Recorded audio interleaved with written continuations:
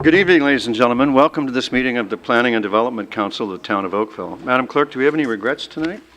Yes, we have regrets from Councillor Demoff. Thank you. Councillor, are there any declarations of pecuniary interest? Thank you. We need a mover and a seconder to form Committee of the Whole. Councillor Johnston, Councillor Bird, all in favor? That carries. We have no consent items. We do have 3 public hearing items.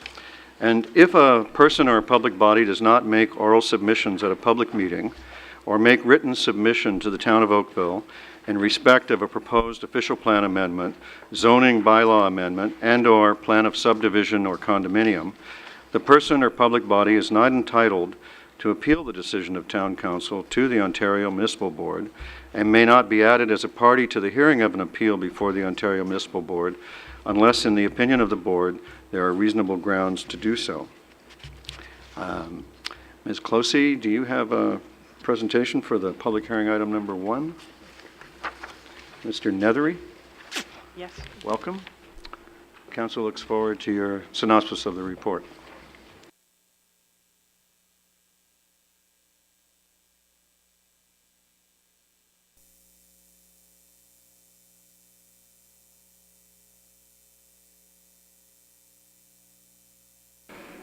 How does the, oh, there we go, hey. Sorry for that. Good evening, Oakville. So, my public hearing item before you tonight is with respect to the North Oakville zoning bylaw 2009-189 and a zoning bylaw amendment as it relates to governmental authority and some housekeeping amendments incidental to that. I'm going to walk you quickly through the items in the amendment tonight. There are 5 main components. The first being infrastructure, pipes and pavement sorts of projects, the use-based framework for individual use permissions by a public authority, the name itself, issues related to the North Satellite Operations Yard, and some related technical and terminology amendments.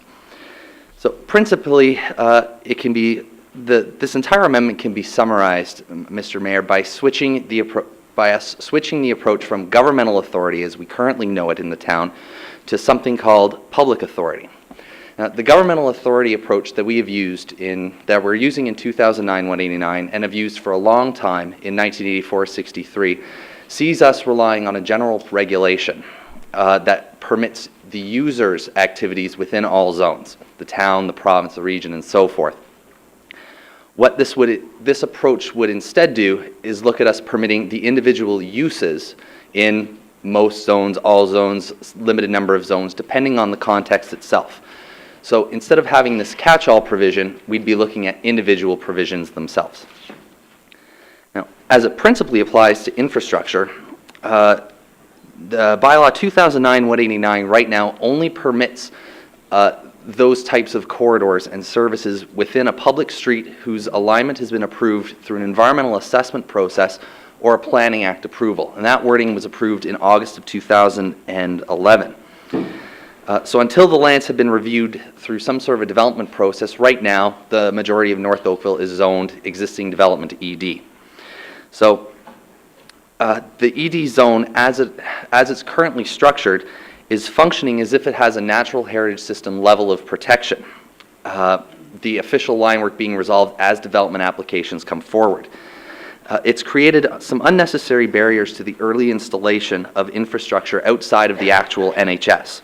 So as such, the amendment is proposing greater flexibility where alternative methods are capable of achieving the objectives to the secondary plan. So as the report outlines, it's the environmental assessment process that provides for the fulsome review of environmental concerns, with the planning policies, and in this case the North Oakville secondary plans, providing direction to the authors of such studies as to the contemplated locations of infrastructure. The North Oakville plans are very, very clear in this regard for infrastructure located outside of the NHS. The way that EA work is normally done is that it contemplates all realistic alternatives in a process. So to take an extreme example, you could have a pipe zigzagging all the way through our NHS, and that's a realistic alternative for that process to consider. If it ultimately is the preferred outcome, it has to conform to the lines that are shown in the official plan or secondary plan. So if it's an outcome that council does not support, it does get another kick at the can to have its say, and that would be, in this case, a secondary plan amendment. And council has the ability to refuse the amendment at that time, and the environmental assessment authors have to go back to the drawing board. So what the amendment proposes to do is to continue to permit infrastructure in all urban zones. We're also looking to add in a new definition of infrastructure that talks about building structures and corridors that form the foundation of development. And we've taken great care to make sure that power generation terms have been scoped out of it per previous reports. In the existing development zone, it would be permitted for which an EA is completed or it's required as an approval under the Planning Act, current language, and that buildings and structures for the purpose of providing or sheltering infrastructure would not be subject to zone standards. Now, we wouldn't be considering that as offices or works yards or warehouses themselves. We're very much talking the shells that go over the stations themselves, and those are a component of the EA process. Within the natural heritage itself, and again with the limited policies within the secondary plans, we'd be looking at permitting them only within a public street or within a future public street for which an EA is completed or required as an approval under the Planning Act. In terms of building and structures, the zoning is very clear. Legal existing buildings and structures only. That's a very clear direction to the authors of the EA that we aren't looking for new buildings or structures in those areas. It's effectively a literal translation of our policy framework into zoning. So any proposal that doesn't conform to those to the secondary plan policies require a secondary plan amendment, and in staff's opinion would also require a zoning bylaw amendment as well. Now, with respect to the use-based framework, this discussion comes out of the work that we've been doing for in-zone all along here. 1984-63 has been structured, very strictly to go through this one general regulation. When 2009-189 was written, it got about 2/3 of the way to get away from that, in that that bylaw lists off a huge number of terms with individual permissions. What we're proposing to do is to complete that list. And in doing an analysis of our 4 best practices bylaws that we're reviewing, there's 3 general uses that weren't already covered off in 2009-189. The emergency service facility, police, fire, and EMS, a post-secondary school, and a public works yard. So we'd be proposing to add in those new terms with associated definitions, matching the zone permissions between most uses as best possible, wide-ranging, mid-range, very limited range, and more importantly, mapping those uses wherever possible. Which is why in the schedules to this bylaw, you'll see a lot more park blocks and stormwater management facility blocks than you're used to seeing in zoning bylaw amendments up in North Oakville. I should advise that this is generally the direction where we're likely heading within the zone. So the term itself, governmental authority, is also proposed to be changed just to send a signal out to everybody that it's a new regulatory framework that would be applying up in North Oakville. So it's mostly symbolic. It does match up a little bit with some other documents. The North Oakville secondary plans, as I note on screen, heavily refer to public uses and public authorities. With respect to the North Operations Yard, the project managers and facilities and construction management, as well as planning services staff, have noted that there are a couple of issues that have been created with the concept that is supported by facilities and construction management and what the zoning currently permits. So I'll start off by saying that the present zoning allows that use to occur. It's very clear that isn't a change.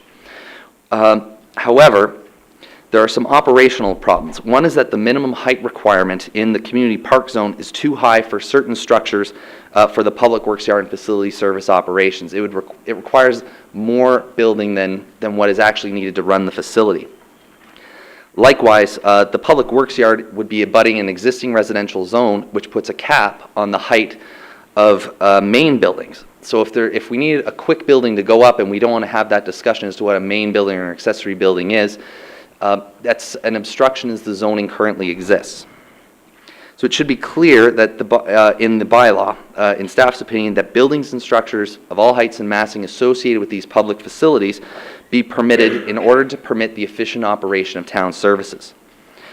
What that fix requires is rezoning the sites to an amended institutional zone that would allow for works yards and accessory works yards, the emergency services facilities, which are currently permitted today, but also accessory outside storage and screening. And nowhere in North Oakville where that is ultimately permitted would that be allowed to occur without appropriate screening to keep it out of view from the public realm. And Planning Services has made that very clear to Facilities and Construction Management.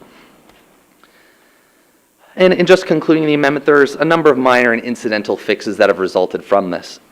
Staff took the approach that if a section was being amended somehow in another means to facilitate this amendment, that we'd use this opportunity to tweak a couple of the other sections as well. And in particular, the deleting and replacing of section 3.3 allows for us to revise some wordings as to the uses that are permitted in all zones.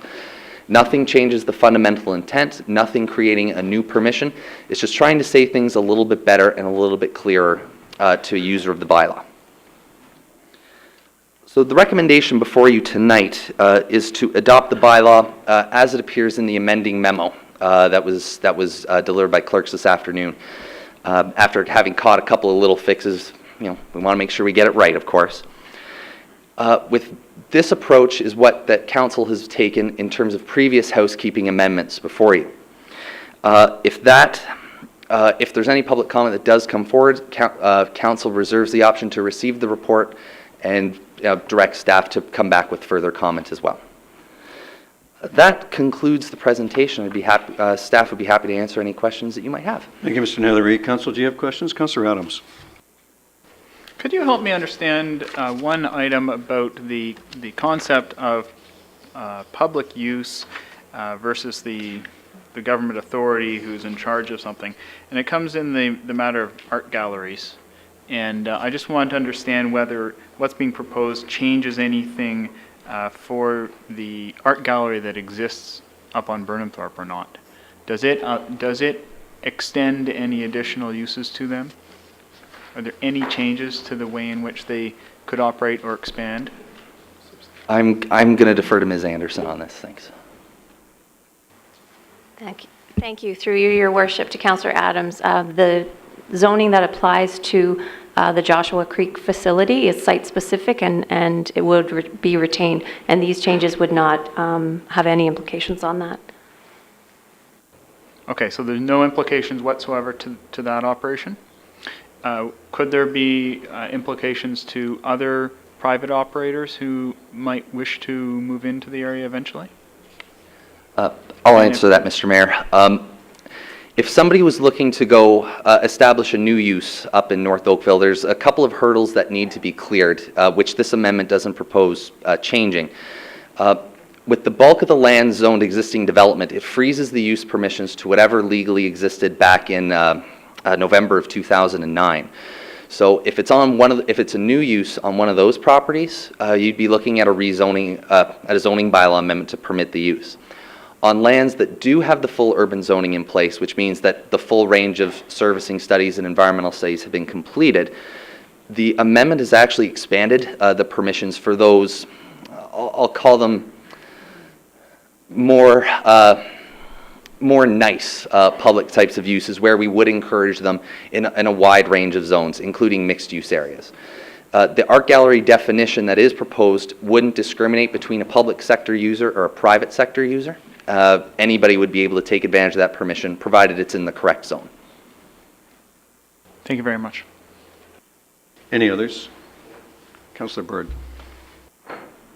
Just for clarification, you mentioned a number of times a lot of the zonings and the wording takes distance from, you use the term public or street or future public street.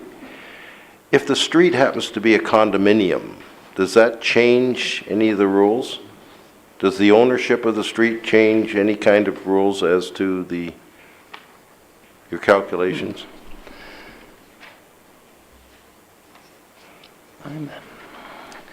I'll take a stab at that first, Mr. Mayor, and see if Ms. Huckworth will jump in after me. The way that I'm drawing a blank as to how the general regulation is worded with respect to what type of roads a lot needs to have frontage onto. The way that the North Oakville bylaw is worded right now, a condominium street would probably be a private road. Maybe Ms. Huckworth will jump in and tell me if lots can have frontage onto a private street or not. But if they are allowed that, the permissions that would be available to them would be dependent on the zoning that applies. So, no, provided that we are allowed to have lots that access a private street. I'm pretty sure that we would. I- okay. Mr. Netherby described it generally correct. These are the provisions for what occurs prior to full urban zoning taking effect. Right. Once there's full urban zoning, that's when private roads are developed. This is limited to public streets and future public streets, which are defined through prescribed processes. Well, that, Mr. Mayor, if I can interject, turns out we had a North Oakville zoning bylaw. Right. Under the podium, and section 3.13 allows for lots to have, to be fronted onto a street that is being constructed pursuant to a condominium agreement or other approval by a governmental authority as a private street. So, so so it's the, okay. our zoning and rules and applicable things that you're saying we're trying to achieve, that trumps a condominium agreement between the owners? They can't decide to change things or zonings or uses based on the, I'm just trying to avoid loopholes because I sense more familiar with the development and the zoning obviously south of the Queenie, and now we're going north of Dundas, that I can guarantee you south of Queenie was basically designed on the idea that the road network would be 99.9% public. And we're now getting subdivisions. I think there's one on tonight's agenda a little later on where the development is residential, is going to be entirely on a condominium road. And it's a change of zoning to permit the condominium to that development. My point ends up, does the reverse start to happen, that you bent a condominium zone, so therefore what uses, because it's condominium, would be different than they would be if in fact the rules, if it was a private road. Or a public road, rather. But anyway, it's an argument for, I guess, another day, but I just brought it up. Well, thank you for ventilating it. Any other questions from council? Are there any members of the public with information for council on this hearing matter? All right. Council, what do you want to do? Councillor Knoll. I'll give you a motion to approve the staff recommendation contained on page 1 of item number 1. Okay. So it's moved by Councillor Knoll that report PD 9811 be received and that zoning bylaw amendment 2012-01, which makes general amendments to the North Oakville zoning bylaw 2009-189, be passed as revised in accordance with the memorandum from Planning Services dated March and distributed, today's date, distributed at the meeting. Right, Councillor Knoll? Yes, Your Worship. Thank you very much. Discussion, all in favor? Opposed, if any? And that is adopted. And that brings us to our second public hearing agenda item, the public meeting report on Nautical Lakes Investments, 455 Nautical Boulevard, proposed official plan amendment, and zoning bylaw amendment, and plan of condominium, which was just prefigured by Councillor Bird. And Mr. Bigger, council's all ears.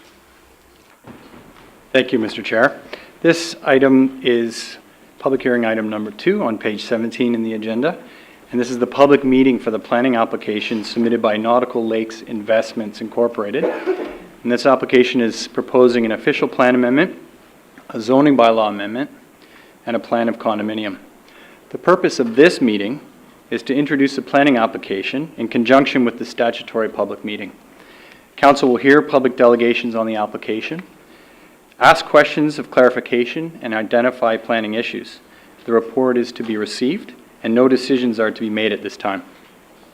The application itself proposes development of 40 multiple attached residential dwellings in 6 blocks with vehicular access on a private road connecting to Nautical Boulevard. Subject lands are at the northeast corner of Great Lakes Boulevard and Nautical Boulevard in southwest Oakville.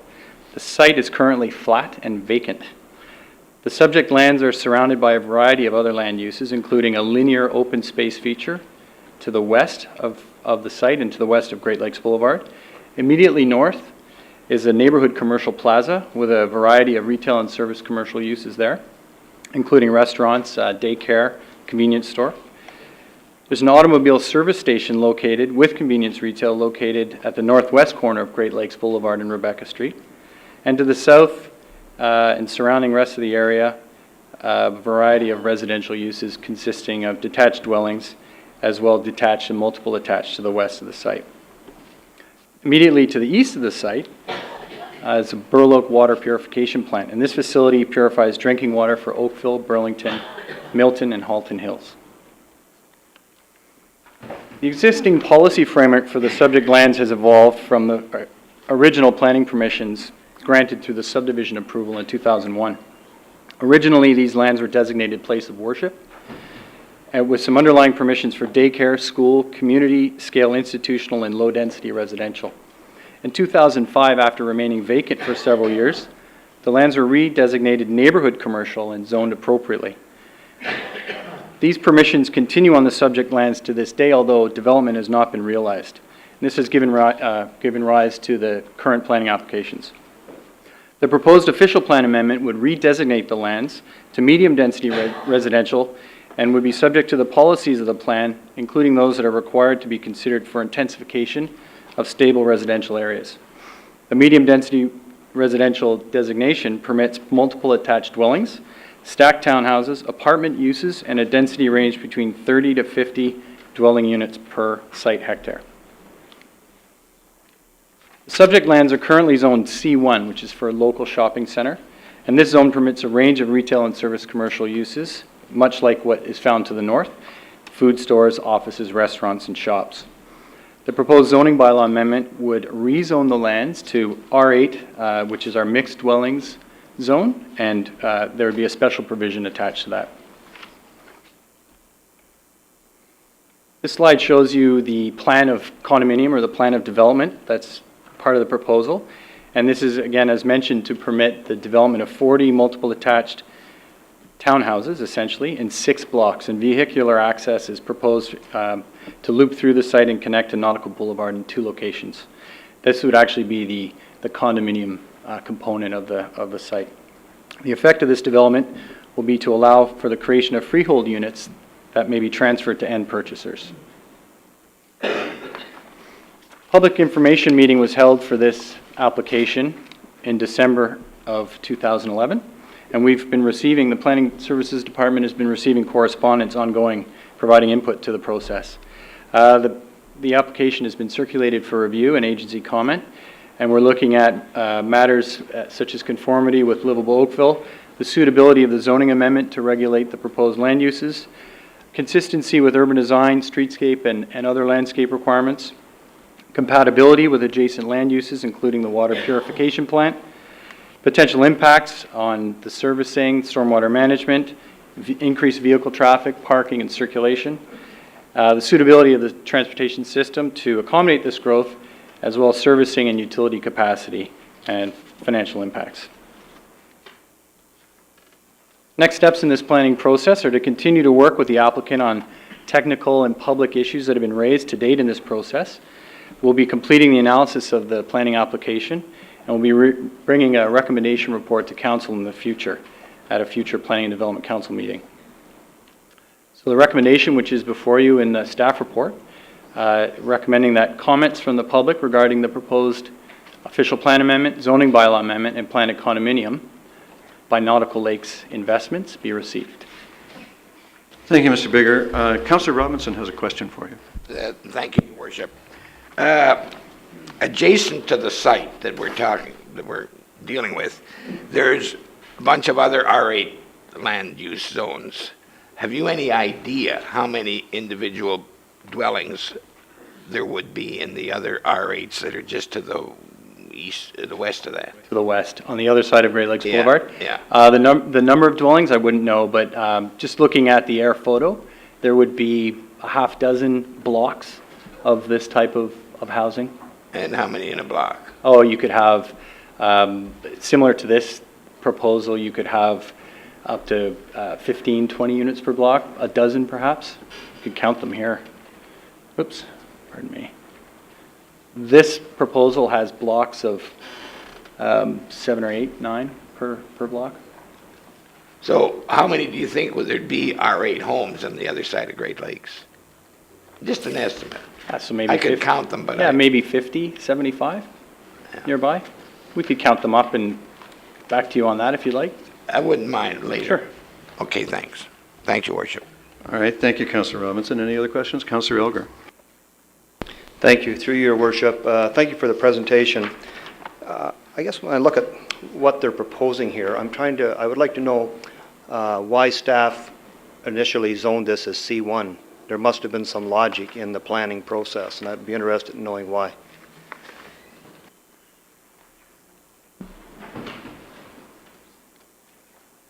Yeah. So that rationale is carried over, or that designation is carried over from the former official plan. It didn't go through a process under Livable Oakville. So what the thinking was in the day, I think it was to try out something different on the site that wasn't working under the place of worship designation.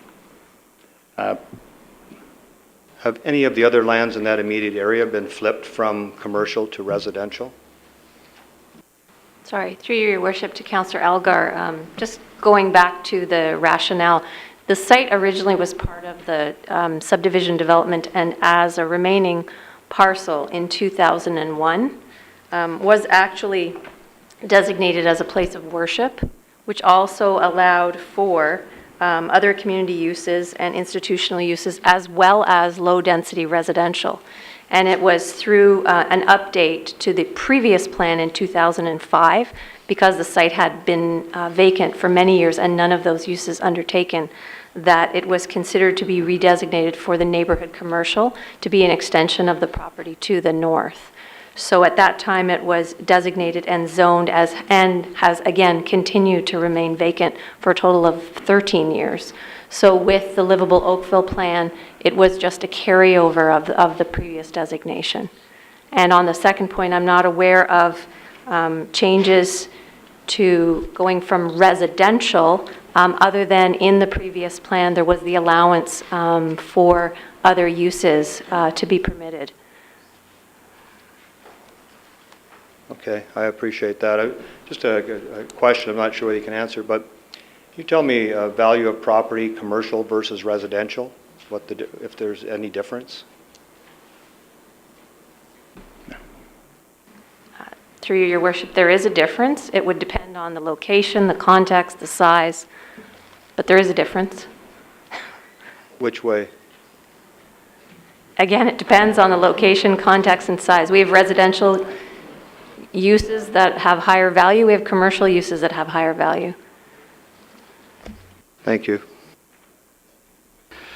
Well, to complete the point, is it possible for a commercial use in the area to have a higher land value than the medium-density townhomes proposed here?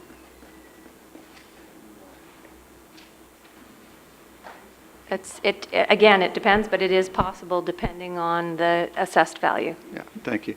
Councillor Adams, you had a question?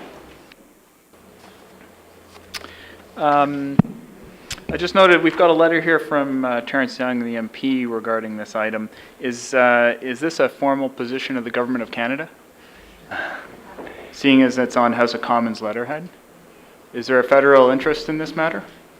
Well, we're not aware of any. This is the first that we've been made aware of an interest of this type. Okay. We should probably make sure there's no federal interest in this matter. Thank you. Yeah. All righty then. Are there members of the public with information for council on this file? All right, council, what's your pleasure? Oh, sir? I'd like to speak up. One of the residents. Could you come up here and introduce yourself, please? And that way council could hear you. Thank you for coming forward. Thank you for giving me the opportunity to speak here. I'm one of the residents, which is exactly opposite that property. And we have a couple of concerns with the residential. We support the residential construction over there instead of the commercial that was earlier proposed. But one of the concerns is the traffic increase. So we were kind of hoping that the number of units are lesser than 40. If somewhere between 30 and 40, we think that will help. And also the entrance, if both the entrances are on the nautical side, that's a problem as well. I think we were hoping to have one of the entrances on Great Lakes, if that's something that could be, that's possible. So, and I'm with a couple of the residents. There are 7 houses which are exactly opposite this property. So in my earlier meetings with my fellow residents, my understanding is all of us supported that point of time a residential construction instead of a commercial construction, because there's already a plaza there. So we didn't see any reason to have another plaza backing onto there. So that's my position. I wanted to state that. So are staff acquainted with you? Do they have your contact information? I don't believe so, but I can. So if you were to provide it tonight, then we could make sure that you were given notice of the future developments on the site. Sure. So and that way you could follow up on how your comments turned out. Okay. So thanks very much for bringing them forward. Other questions? Councillor Adams. Thank you. Okay, I just want to clarify, you said that you were in favor of it being residential, is that right? We believe that it's better to have residential in front of our house instead of commercial, because there's already a commercial plaza where you could walk to, and that commercial plaza had a hard time actually, renting out properties, and was vacant for a long time. Like some of the properties over there, they were having a hard time. It looked like a failed plaza at that point in time. Like I'm talking a year and a half ago. Okay, your member of parliament says that he's writing on the request of residents, and he seems to be in favor of it being commercial. So I'm trying to figure out. I'm sorry, who? Terrence Young, your member of parliament. Yes, there's one neighbor. See, the thing is, there are 7 houses that are exactly opposite that property, and there are 3-4 houses that are like a little bit down the road. There are a couple of residents from there, and I have met them before. I know they would like to have a plaza there, and that's just a difference of opinion. We believe that this is a better use, and I'm representing that. Okay, so it's not a unanimous position of no, I'm not. I believe that's not the case. Yes. Okay, thank you very much. Yeah, no problem. Councillor Elger. Thank you, and thank you for coming out this evening. I guess my question would be, when you purchased your property, what was the zoning on the property across the road from you? And thank you for asking me that question. The understanding that was given to us was a religious place. A church or another religious place is what's most likely going to come over there. And we were happy with that and say, okay, so there's not going to be much traffic, but we didn't want a commercial plaza, and say, okay, no, there's a possibility, but the understanding that was given to us was more of a religious place, and we were okay with that. And that's why that was... we considered that while buying the property. It's okay, if there's a religious place, that's good. Who specifically gave you that understanding? Oh, the builder. So I'm not, yeah, the builder basically. Thank you. Thanks very much. No problem. All right, Councillor Bird. When you decided, I'm just talking, that you would support the residential versus the plaza, did you believe that it would be residential not dissimilar to the residential in the immediate area? Like they didn't say this is going to be higher density, they're going to look different or more? No, they did tell us that there's going to be townhomes, and like within that plan, we have... They told you we're going to be townhouses? I know that there's going to be townhouses now. Like about a year ago, there was another builder before that. There was a proposal, and there was a letter sent out, and we met with Ralph and the builder as well, just to display our concerns. We did know that there are going to be townhouses. That's not going to be the same as our houses or other houses. But the number of houses was the concern that was voiced even at that time. Did you know like they were applying for major changes to the zoning to permit something that currently doesn't exist in the area? No, I didn't know that, no. Yeah, could you show them back the picture of bring them back to how the condominium appears to change quite a bit. Just the map before this one, which showed the entire area. Give one more back there. The air photo? Yeah, the air photo. That one there, how many roads would I see there would be condominium streets? I don't know what the technical term for condominium street means. You mean the internal road? That are private roads or not? They look like to me in the neighborhood, you have a street address on a public street. notwithstanding their townhouses. There's townhouses in the area. I know my neighbors, I know my area where I go, so I see only houses. I haven't seen. Well, and what people were told or what we were changing, but looks like on the east side of Great Lakes Boulevard, those are all on private roads or public roads, and they appear to be mostly single detached. Single detached, yes. So when you live on that side? I live on Nautical, right opposite this property. Okay, and so residential, and you said, well, it's going to be residential, but it's going to be, you knew it was going to be townhouses at a higher density? I'm sorry, can you repeat the question? When the idea that the plaza didn't work and the church didn't work, now we're up to what's presumably to work, and the idea was residential. Right. Now there's residential and there's residential. If they had come back and say it's going to be a residential high-rise apartment building, would you have felt the same way? No.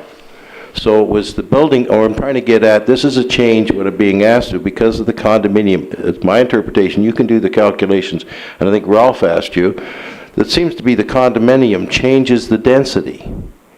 And the density by going condominium would be much higher than in the immediate area. And it was, I understood that there's going to be a townhome put up over here. I didn't know that there could be a building over there as well. I was working on that notion that's going to be townhomes. Well, it's on page 21 of the report. You can see what is going to be requested. Lot coverage gets larger, front yard setbacks get smaller, minimum side yard setbacks get smaller, rear yard setbacks get smaller. So the massing and the number of the units on that area and this R8 zoning appears to me as a layman being much more intense than the other areas. It's not just a simple matter of, well, they have a different road. It's entirely different form of development. And there's the opportunity to discuss that. So I just wanted to point that out. No, and so I maybe you understand could that. give the calculations of what Ralph would say, be interested, if we extended the same R8 provisions that is in the surrounding areas to this piece of property as well. So it looks the same?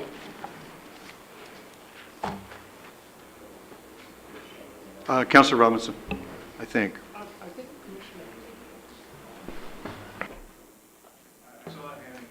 Okay, my only question was, I don't recall having asked you any questions this evening, but I would like you to record your name for the record. My name is Rajneesh Chhabra, and I am a resident of 450 Nautical Boulevard in the area. Thank you. Thank you, Your Worship. Any others? Commissioner? Council, Mayor and members of Council, I think what we've clearly heard is that we need to provide some information when we report back on the recommendation report about the area and its characteristics, particularly on the townhouse form and a townhouse form without a condominium road as a comparison. So we'll endeavor to do that when we report back on the recommendation report. And I'm not certain, but I believe Councillor Bird, the point on the end of Councillor Bird's spear is the increase in density achieved by going to a smaller private road. Right? Mm-hmm. Okay. So we got you. Thank you. All right, Rajneesh, thank you very much for coming and sharing your information. Are there any other members of the public Thank you. with information for council on this matter? All right, then. I will look down to Councillor Khan. Your Worship, perhaps you can explain the process for the people that are here today, the audience, so that they understand that there's no decision being made today. Yes, as the staff presentation outlined, there'll be a recommendation report following staff's completion of the work on the issues that were shown at the end of, perhaps you could put that up, Kirk. On the technical review here, the list of things and the input from the public, that'll all be processed and considered by staff, and a recommendation report will come back to this council later this year. And so all that we're doing tonight is receiving and filing the commentary for the benefit of staff to work with. And now I will look to someone from Ward 1 to give us a motion. Councillor Robinson. I move, approval of the staff recommendation. Thank you. Any other discussion? All in favor? Opposed, if any, and that's carried. That brings us to our third public meeting report, which is Peppergate Developments at 2385 and 2389 Culsa Gate. And Mr. Bigger, I think you're up again.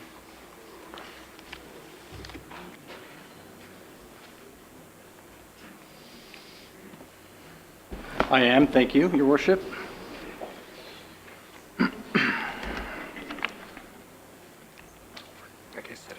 So this next item is number 3, public hearing item number 3 on page 27 in the agenda. And this is the public meeting pertaining to the planning application for a proposed zoning amendment by Peppergate Developments Incorporated. As stated with the previous application, the purpose of this meeting, again, is to introduce the planning application in conjunction with the statutory public meeting. Council will hear public delegations on the application, ask questions of clarification, and identify planning issues. The report is to be received, and no decisions are being made at this time.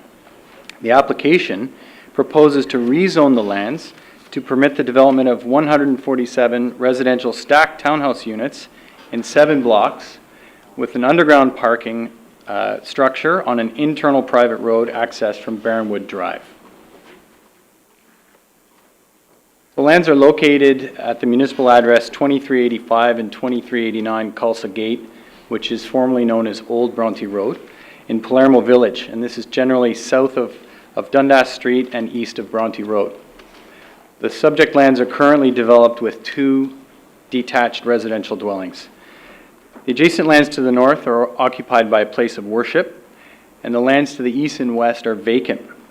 The lands to the south are a combination of vacant lands and lands being developed for medium-density residential uses. There are 2 other active development applications in this area.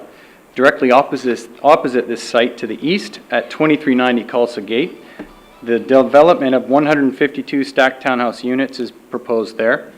And at the southeast corner of Old Bronte Road and Dundas Street, the development of a 5-story medical office is proposed with accessory retail uses at that site. The lands are also subject to a plan of subdivision by AMC Real Estate Management Corp., and there's a draft approval in place for this development that was set to lapse in February of this year. Peppergate Developments has obtained a 1-year extension to the draft plan approval, extending it to February 18th, 2013. That is to permit this development to proceed. The subject lands, as mentioned, are in Palermo Village, which is one of the town's growth areas. The lands are designated Main Street 2 and Urban Center. Both are really intended to provide for mixed-use development of varying intensity, residential, office, retail, and service commercial type uses, aiming also for high-quality design, urban design, and appropriately scaled pedestrian environment for our growth areas. In the urban center designation, what differentiates the policies there is more of a transit supportive type of density. There are some site-specific policies in the official plan for these lands to permit certain dwelling types, including stacked townhouses, to require specific density ranges to be achieved, and to permit mixed-use and or single-use buildings. There's also permission for a minimum height of 2 stories. The base designation requires minimum heights higher than that, but there's permission for a minimum of 2 here. Current lands are zoned R9, which is the apartment zone. And this zone permits certain types of shared accommodation and apartments, including retail uses designated or intended to serve the building tenants.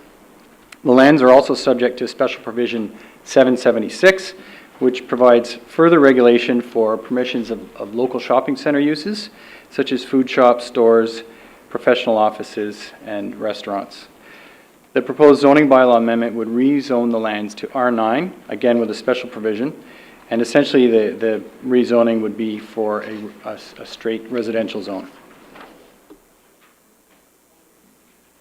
Slide before you shows a plan of development for 147 stacked townhouse units in 7 blocks.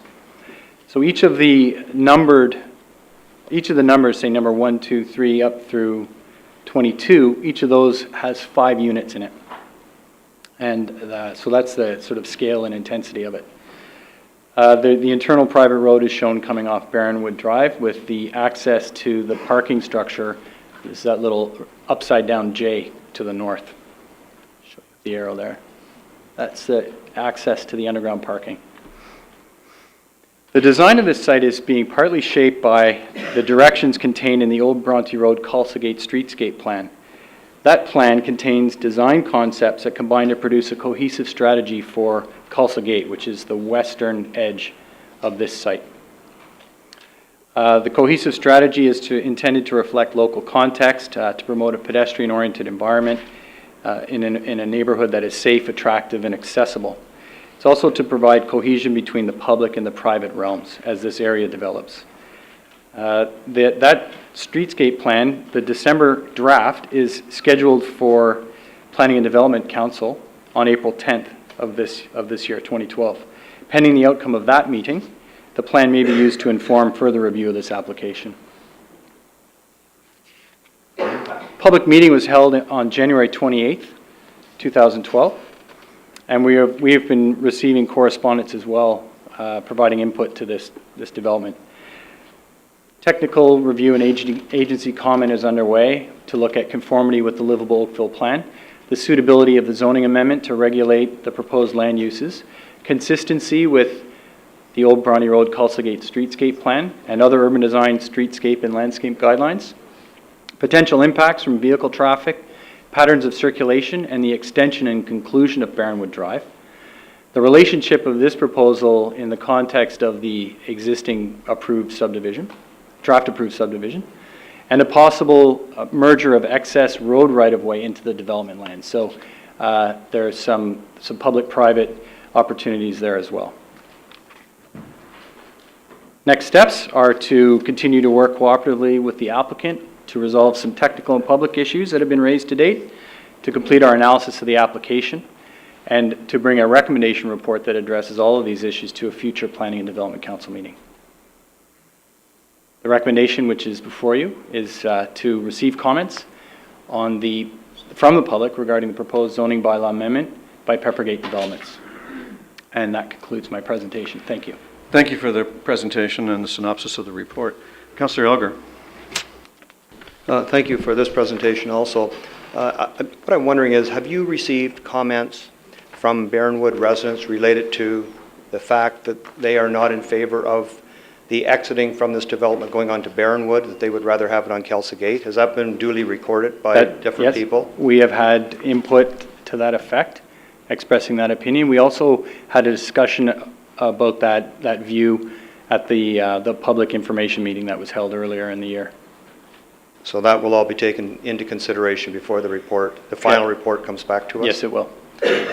And just for the land on Barronwood where it dead ends today, yes. If they went north, whose land is that at this point? Who owns that? Is it the same developer? Immediately north of the subject lands? No. Sorry. Currently, this application, if the Barronwood goes north, does it travel over this applicant's land? Or Yes. is that owned by someone else? No. You can see on the air photo, there's the red line indicates the lands that are the subject of this application. And the orange line here that extends a little bit east actually is the limit of the property that's owned by Peppergate Developments. And so, to answer your question, here's Barronwood Drive. The Barronwood Drive is intended to extend up to service this site, both sides of it. We're only dealing with an application on this site at this time, on this portion of the site at this time. But the intent is to provide for a cul-de-sac and some kind of an extension of that road up. Has anyone mentioned to date about putting the cul-de-sac at the southeastern corner instead of the northern eastern corner? Because I think we all know about the Goudoir to the north does not want that street to go through their property. Has that been raised yet, or is that something that hasn't yet been raised by the general public?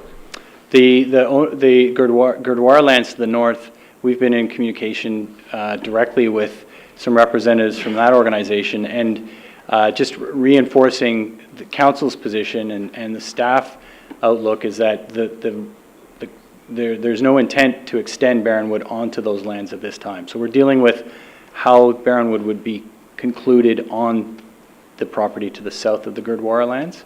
How that might end, to date we've been looking at a cul-de-sac at the, I guess, adjacent to the property boundary with the Gurdwara lands. Okay, thank you. We could really solve that problem going forward if we do it at the southeast corner, couldn't we? We've noted that, and we can take Thank it you. back to look Thanks. at it. Any other members of council? Councillor Khan? Thank you. Can you elaborate on your point of possible merger of excess road right-of-way? Sure. Where are we looking at on the map there? Again, the orange doesn't show so well. Maybe if we could bring the lights down a little bit, it could pop the boundaries up a little bit. But essentially, Culsa Gate, when it was Old Brawny Road and when it was the highway, there's a pattern of road widenings and road takings over time that create this a bit of a jagged edge to it. And we are hoping through the streetscape plan to narrow the right-of-way from what would be required by a highway to something that would be more suitable to a Main Street type of walking, pedestrian shopping environment. And so the length of, and I apologize, the length of Culsa Gate and Old Brawny Road, there are opportunities perhaps to transfer sections of public right-of-way that aren't required for the road to the private lands adjacent. And so we're exploring that opportunity in this location right here. It's a 1.5 meters in this location. There's a notch here as well that requires, that's the location of some underground utilities, pipes, wires, boxes, that sort of thing. So moving services to accommodate development is also one of the considerations there. Any other members of council? Any members of the public with information for council on this? Would you like to please, we've got two listed. Maybe, are you Peter Salem? Are you Cammie? Yes, I am. Welcome. We have your name, I guess, so please give us your information. I came with all my neighbors, as many as could come. I went knocking door to door with my husband, and every single neighbor that I talked to, they all oppose the fact of using our street, Barronwood Drive, for this development. We don't mind the development per se, but we feel that they should be allowed to go in and out of their development via Culsa Gate. We don't see why we have to give up the quiet road that we have. We have a very narrow road. There's always cars parked on one side of it. So there's maneuvering that has to take place all the time, and we just cannot see any more cars. If you have 147 stacked houses, you're looking at 1.5 cars possibly per family, and this is a possibility of 200 to 300 cars going up and down our street. We have small children on the street, and we are totally against it on such a narrow street. I know you want to develop the Palermo Village, but how long will that take before that gets developed? And if you're concerned about it affecting Palermo Village because of traffic, why? This is what we feel. We feel we are going to be, it's going to be a big problem for us to put up with all these cars going up and down the road. As is already, there's a lot of cars that speed up and down the road. When they hit our end of the street, it's like a free-for-all. That wouldn't be any of your neighbors, though. Pardon? That wouldn't be any of your neighbors. But every single house that I knocked on the door, every single person is opposed to this. They like the way our street is right now. They don't want it to become more public than what it is. Well, looking at it, if the traffic were routed down your street, it might very well then turn around and go up Culsa Gate anyway. So it does raise questions in my mind, at least, to And I'm sure that staff will be analyzing the proposed traffic flows. But it's good that you came to underline the point. Okay. Thank you. Any other questions? Councillor Elgar, your councillor has a question for you. Yeah, thank you very much for coming tonight. And what I was asking, could you then have the residents send written responses regarding this application to the town staff? No, I felt it was better to bring them here with me, and I did. So there's a big group of them, and the ones that couldn't come, it's because of the spring break or March break, and a lot of them were just returning today and ski trips and that sort of thing. There are quite a few people that rent, and of course, so then they don't feel their heart isn't in it as much as what it is for us that own homes. But they do agree with us that they bought there or they rent there because it is a quiet road, relatively. But you do realize we're just receiving the information tonight. And I thank you for being the delegated speaker for the 30-some people, it looks like, that are here. But I would also ask if they could send emails to the town staff so it becomes on the official record also. Okay, I also have another Thank you. fellow who wants to talk. Thank you. Okay. Before you go, and to assist the councillor and you and your neighbors, we have a form like this in the back. And Okay. if for any reason sending an email is too much trouble or you're afraid you might forget, it's enough to sign it and register your interest.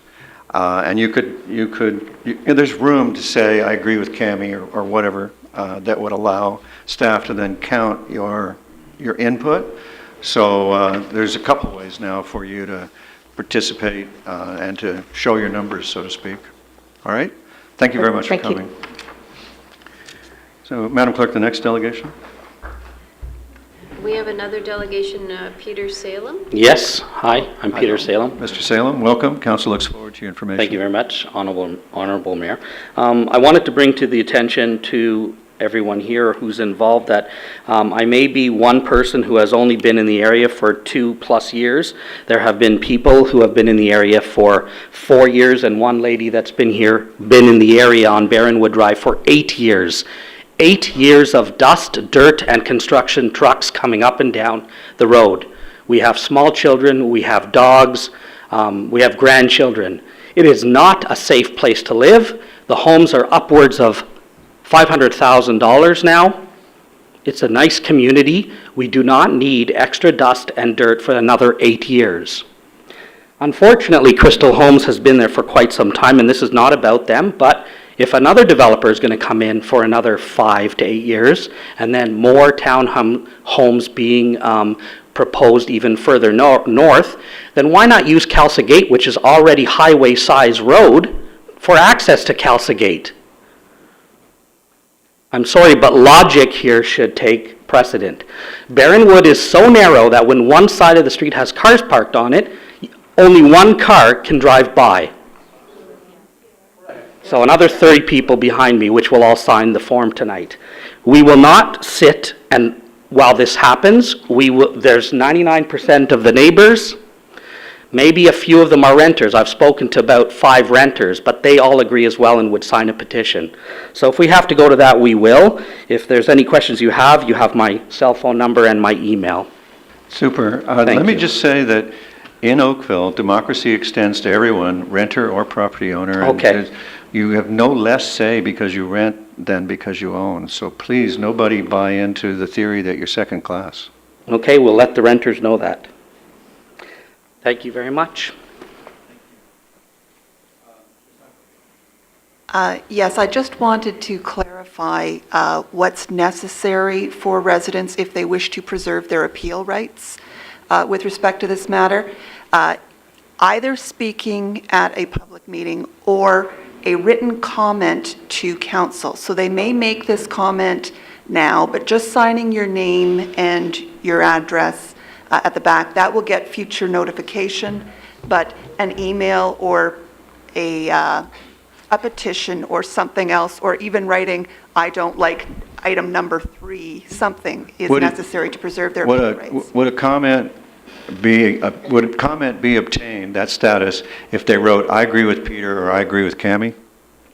That's correct, but I just wanted to make it clear that that point So there's a that reason you made was necessary. Extra motivation for you. All you win for doing that is the right to appeal. It only takes one of you to be able to appeal. So I think you've reserved your future. In the unlikely event that you're unhappy with the outcome, you've reserved your right to spend time at the Ontario Municipal Board. All right, so everybody's clear on that, ma'am?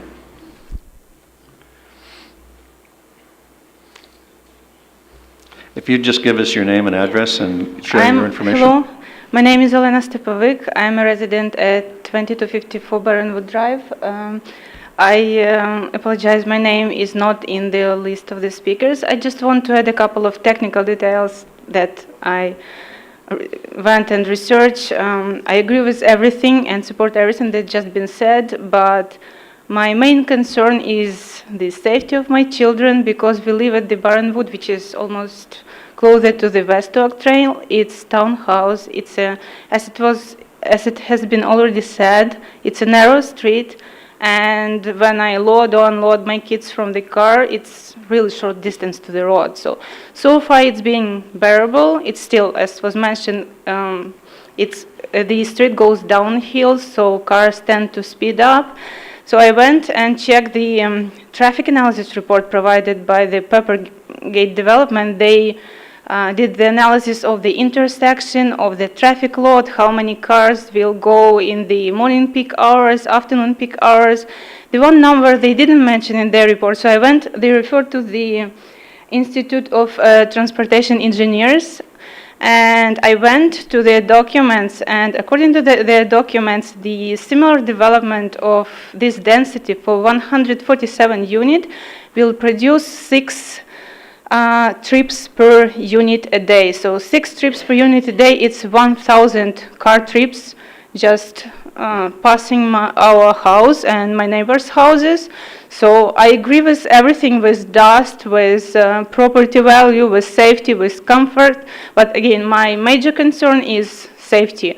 I don't like it's sometimes a concern during the rush hours because narrow street and we don't have enough, well, it's my opinion, distance from the road, but again, but adding 1,000 trips per day, maybe it's an average number. I agree it won't be every day like this, but I just wanted to voice this concern, and that's what drives me personally. Thank you very much. It is a fresh and interesting point. And I'm pretty confident that the staff will keep in mind not only that, but also the undeveloped portion is going to contribute further traffic when it's developed. So as you know, my great weakness is optimism. I'm pretty sure that staff have heard you. So thanks for coming and bringing your information. Councillor Elgar or Councillor Lapworth? Your Worship, I have a staff. Move the staff recommendation, which is to receive the report. I'd also like to just one other thing to mention to the people that, in fact, when you send an email to the town on an issue, councillors do not get your detailed information. We get your name but no email or phone number information. So it's not a bad idea to council to anything like this to send it to your ward councillors also. It's just ward4@oakville.ca so that we do get it, because most people think that when they send an email to town staff that in fact councillors are aware of it, and that is not the case. Thank you. So it's moved by Councillor Elgar. Sorry. Okay. You have 2 choices, or maybe 3, depending on how you count them. One easy email address to remember is ward4, all smushed together, just ward4@oakville.ca, and that goes automatically to Councillor Elgar and Councillor Lapworth, who are the councillors for Ward 4 for your area. And if you wanted to address them individually, it's a.elgar@oakville.ca and r.lapworth@oakville.ca. So there's a set of choices for you on how to reach them. Okay? And the contact information for your councillors are also on the town's website at oakville.ca. Just click on council on the front page and it'll take you straight to a page that you'll see their smiling faces. So Councillor Elgar has moved the recommendation for the discussion. All in favor? Opposed, if any? And that is carried. All right, that brings us to the recommendation report from the draft plan of vacant land condominium application from Public Storage Canada. And unless my eyes deceive me, Mr. Bigger, are you up again? I hope you're not getting tired of me. Actually, Worship. considering the traffic management opportunity here, I'd like to call a 5-minute recess, and we'll resume in 5 minutes after we've cleared the chamber, and everybody can use this opportunity for a bit of a bio break. Thank you very much, chers collègues, for returning to your seats. We will now end our brief recess and resume our meeting with item 4, the recommendation report for the draft plan of vacant land condominium application at Public Storage on the North Service Road, I believe. And Mr. Bigger, I know the hub in the room will die as soon as you begin to speak. Otherwise, I may have to ask people to take it outside. Perhaps I will. Ladies and gentlemen, you're welcome to attend council meeting, but you have to be at our meeting. You can't have a meeting out there. We have an outside for you if you need to have a meeting among yourselves. Mr. Bigger, we're all ears.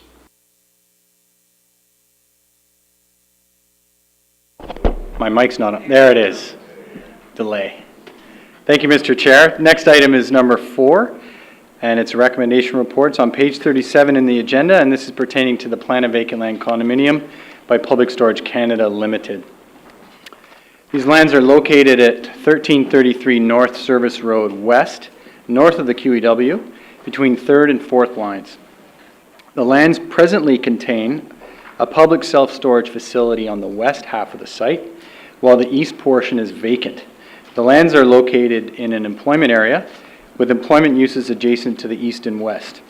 Adjacent to the north are lands designated natural area, which buffer residential uses further north. The QEW is adjacent to the south. The application is to permit the development of a vacant land condominium with 2 units and a common element roadway. Vehicular access will be from the North Service Road. The effect of this development will be to allow the creation of 2 condominium units that may be transferred to end purchasers. The subject lands are also subject to a consent application. That application was not supported and was deferred November 18, 2010 by the Committee of Adjustment. The approach by way of a vacant land condominium was deemed more appropriate and has given rise to this development application. If the draft plan of vacant land condominium is approved, the consent application will be withdrawn. At this time, there is no other development proposed for the subject lands. Any future development of the proposed vacant Unit 2 would be the initiative of a new purchaser. Future development of that vacant site will be governed by livable Oakville, the zoning bylaw, and will be subject to the site plan process prior to building permit issuance. The lands are designated office employment in livable Oakville, and the general intent behind this designation is to provide for prestige office uses. These are intended to be located on highway corridors, providing high visibility and excellent accessibility. Uses permitted in this designation include major offices, hotels, banquet halls, meeting halls, convention centers, light industrial uses, and training facilities and commercial schools. This designation does not permit activity or outside storage or processing type of activities. Everything must be contained within buildings. And it's also intended to serve as a transitional area and buffer adjacent uses. The existing use of the land conform to the policies of livable Oakville, as does the proposed development of the vacant land condominium. Subject lands are zoned E1 light employment. Current uses of the land comply with the requirements of the zoning bylaw. A technical minor variance will be required to deem the common element road as a public street to address the public street frontage requirements of the zoning bylaw. This issue can be addressed prior to registration of the condominium through the conditions of draft approval. Public information meeting for this matter was held October 27, 2011, and the statutory public meeting was held November 28, 2011. We had 1 participant come to the public information meeting, and no concerns were raised by the public during the review of this application and at the statutory public meeting. It was circulated for technical review and agency comment, and no major issues were raised through that review, Any requested conditions have been attached in Appendix A. At the statutory public issue, at the statutory public meeting, the issue of building height was raised, and essentially in this location, a 30-meter building can be built with the location of rooftop mechanical guided by its location on the roof. Rooftop mechanical located within 5 meters of the roof edge may not exceed 2 meters in height. The issue of how to proceed through the draft approval conditions and provide for a road that would service 2 units of land was looked at through this process, and we provide conditions in Appendix A that will protect the interest of future owners and also protect public interest through this development. Essentially, we're looking at the creation of a common element road to be shared between 2 condominium units, and this is to provide shared common access and shared servicing. The approach is really to ensure that this development happens in a sensible way and an appropriate way, is to take 3 steps. The first step prior to approval will be for the owner to prepare and submit a detailed design for an upgraded road. Then the owner shall provide securities to ensure that that road is built or could be built to the satisfaction of the town as a condition of final approval. The actual work to upgrade the road would be done in conjunction with the development of Unit 2 or with the redevelopment of Unit 1, whichever comes first. So in these types of conditions just allow the road to be built appropriately in the future. So the staff recommendation before council tonight is that the draft plan of vacant land condominiums submitted by Public Storage Canada, ULC, be approved subject to the conditions attached in Appendix A of Report PD 009-12 dated February 16th, 2012 from the Planning Services Department. Thank you, Mr. Bigger. We have no registered delegations for this, and I will poll the audience, but first I'll ask the council if you have any questions for Mr. Bigger. Councillor Elgar. Again, thank you for your presentation. Question regarding notification. How many residents on Fieldcrest would have received notification of this building? We use the standard notification. It's 120 meters from the subject property boundary. So exactly how many, I'd have to count up for you, but it was the same number notified all the way along. We went a little bit beyond our standard notification to provide a letter to the one resident who was interested. And at our public meeting, at our public information meeting, he said, kind of keeping an eye on things for the neighborhood. So we provided him with a letter informing him directly that this matter was coming before council tonight. So that was another form as well. Appreciate you doing that. Thank you. Any others on council? Any members of the public with information for council on this matter? Going once, going twice. I will turn to the ward and look for a motion. Councillor Lapworth. Thank you, Mr. Mayor. I'll give you a motion to approve the staff recommendation. Thank you. The staff recommendation is moved by Councillor Lapworth. Discussion, all in favor? Opposed, if any? That's carried. All right, that brings us to item number 5. We have a fair number of registered delegations on number 5. But before we take the matter up, to assist the public, let me explain that one of our colleagues couldn't be here tonight. She's attending a conference on another issue, and you have to juggle things in the political life. And it was important to her, and I believe to some of the people I recognize in the audience, we received messages suggesting that we defer the consideration of this item. And it's my belief, my guess, that council will be voting to defer it tonight. So I want to go to the audience after we've had a presentation from staff and solicit delegations, even though I believe the result tonight will be a deferral to a special council meeting to be scheduled and announced later in a week when there's no other council meeting.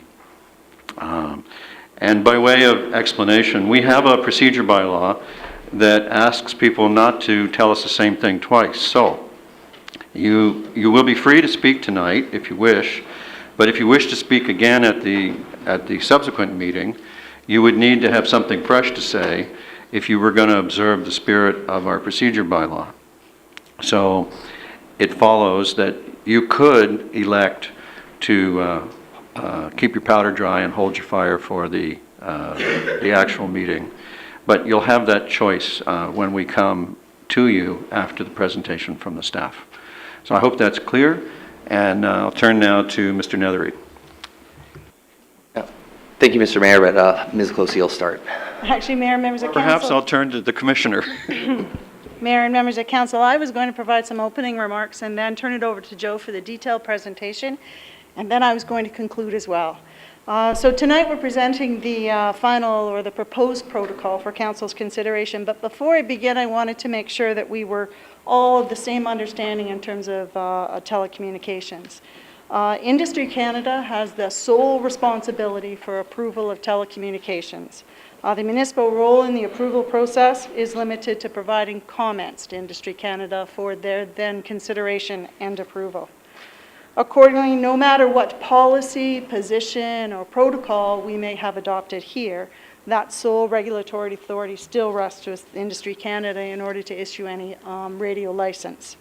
So to emphasize this, staff would make the reference that you find in the protocol to the letter of municipal concurrence should more appropriately be called letter of municipal comment on urban design and public consultation. Those are the areas where it reflects our role, and it is only a comment. So we, as staff, recommend to you that the protocol be revised in order to make the reference to the letter in that context, which is much more appropriate. The report being considered by council tonight brings together our best advice that we can provide you given the research we've put into this. Similar to the approach we took on the power plant, staff have taken an evidence-based approach which thoroughly reviewed our opportunities in order to look at how we could deal with this issue. In the case of the power plant, there was a legislative gap or an opportunity for us to provide some role in the planning process. There also was a gap in the legislation relative to air quality, and there was a recognized need that we needed to provide some protection for PM 2.5.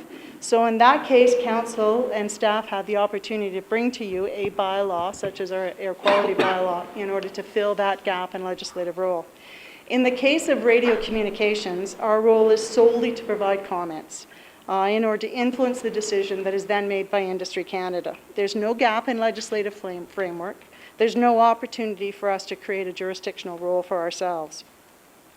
So instead, staff have sought a way to maximize our opportunities to influence.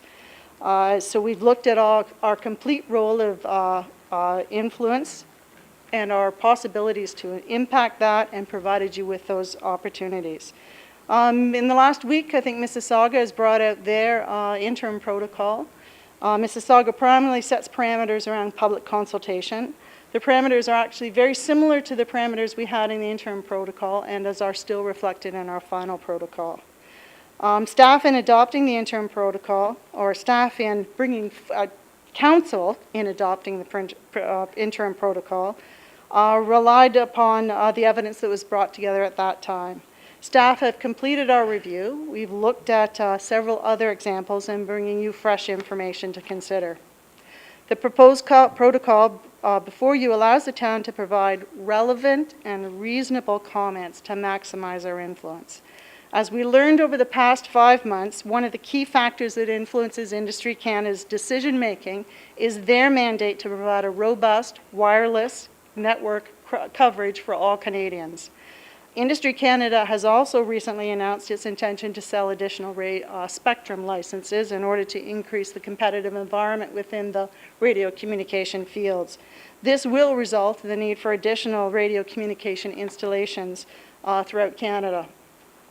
The demand for network coverage is continually growing. Many of us need only look at our increased use of our tablets and our smartphones to see the demands that are coming on for radio communications. And it is Industry Canada's mandate to make sure that every community has that access. So since the adoption of the interim protocol in the fall, staff have undertaken our review, and we've tried to look at our technology, the design options, and specifically our jurisdictional issues.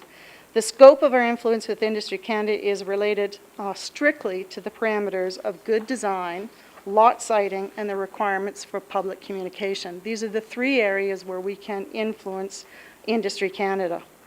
Council had requested in the interim protocol to include a restriction of no facilities within 200 meters of sensitive uses, which included residential uses, which was prudent to take at that time, given we had not completed our research at all on this subject.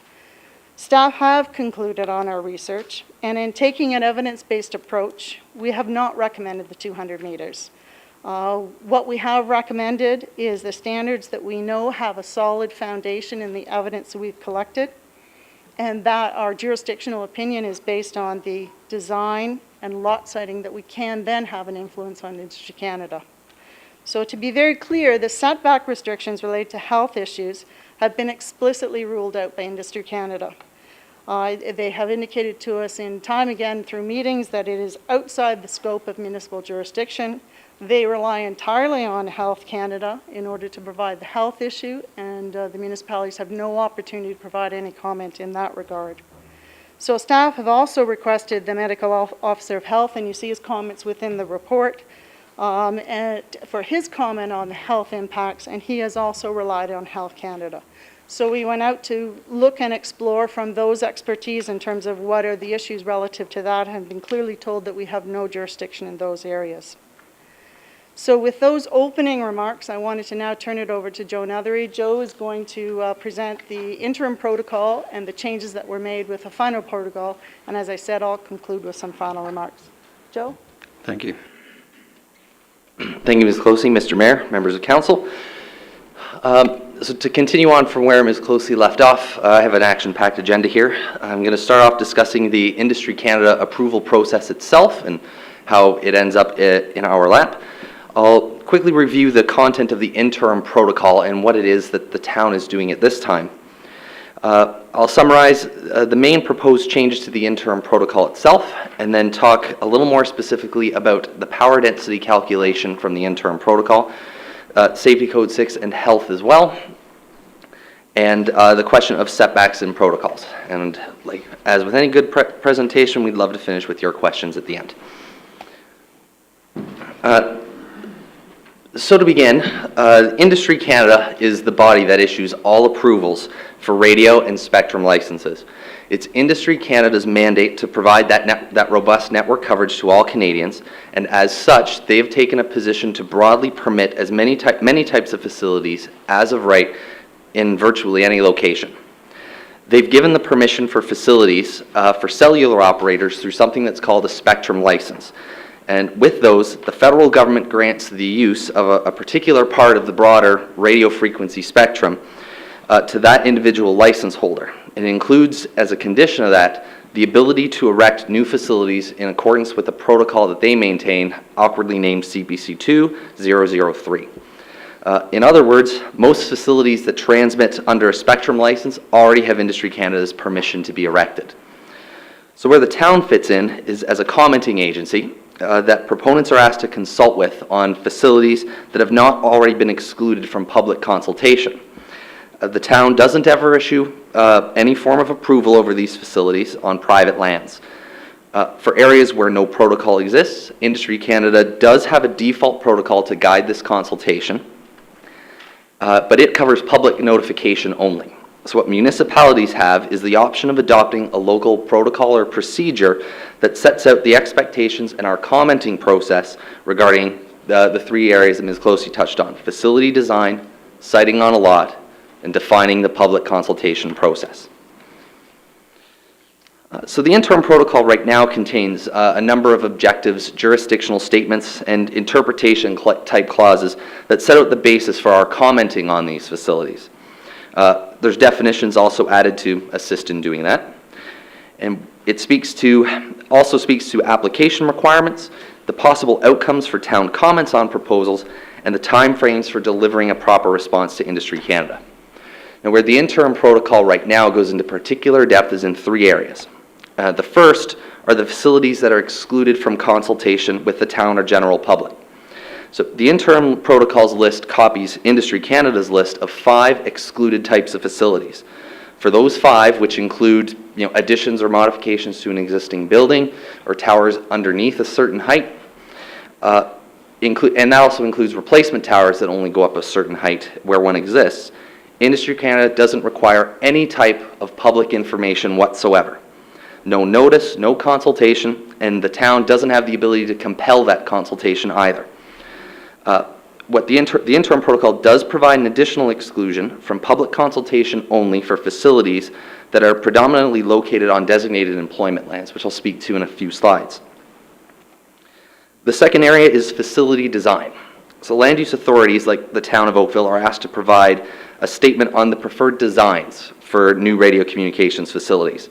And we've gone into great detail in the interim protocol as to the preferences for the individual components. And the third area that we go into depth is public consultation. So Industry Canada's default process focuses on written communications only.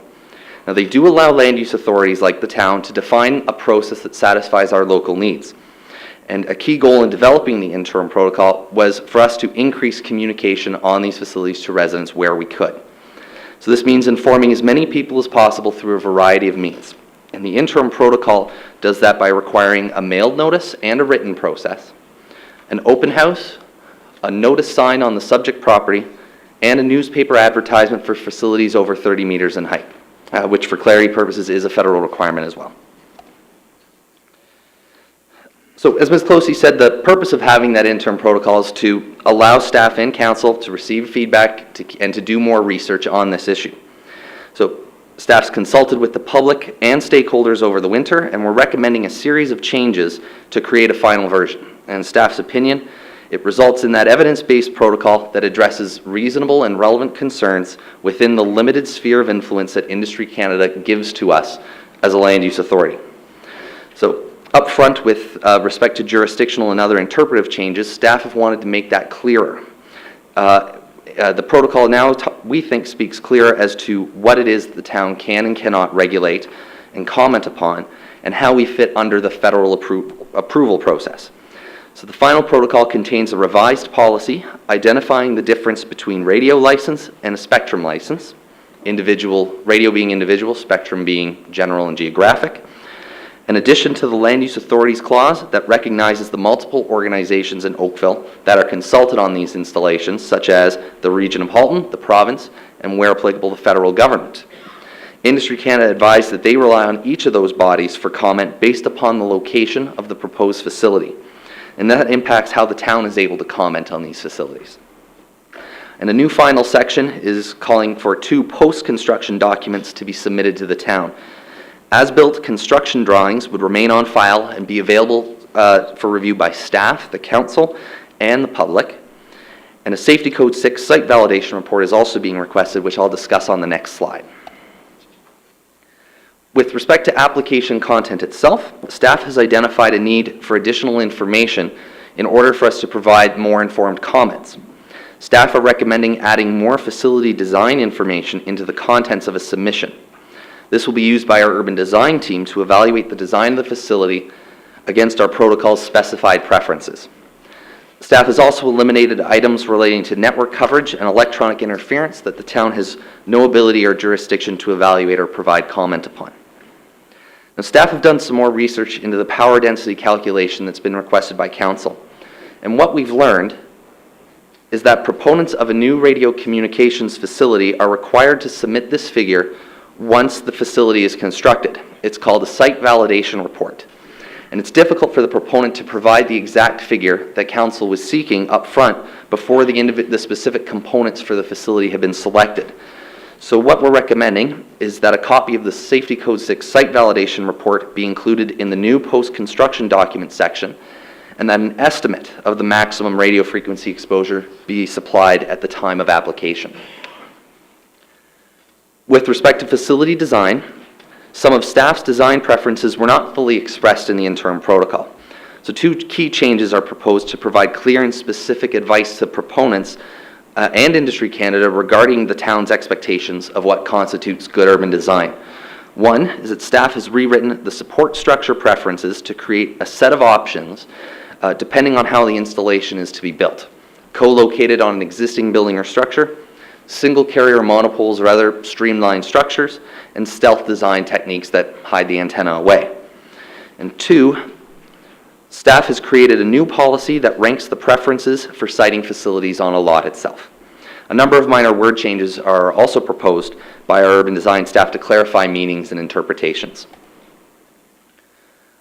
With respect to public and stakeholder consultation, staff have proposed 3 changes to increase communications between proponents and the public. And again, to clarify, consultation is really effectively only required on new freestanding towers that are greater than 15 meters in height. The exclusion from public consultation for facilities on employment lands is to be reduced to 120 meters from the current 200. Facilities on employment lands sited closer than 120 will require a full consultation process. And this exclusion is the incentive that the town can provide to proponents to locate these facilities away from residential areas. The Registered Residents Association is also proposed to be added to the main distribution list for proposed facilities. And lastly, as the circulation process would remain in charge of the proponent, we're going to require an affidavit certifying that notice was distributed per the protocol. So this new requirement, given that it's staying in their hands, it's the best and only way to really ensure that the correct public and stakeholders have been notified.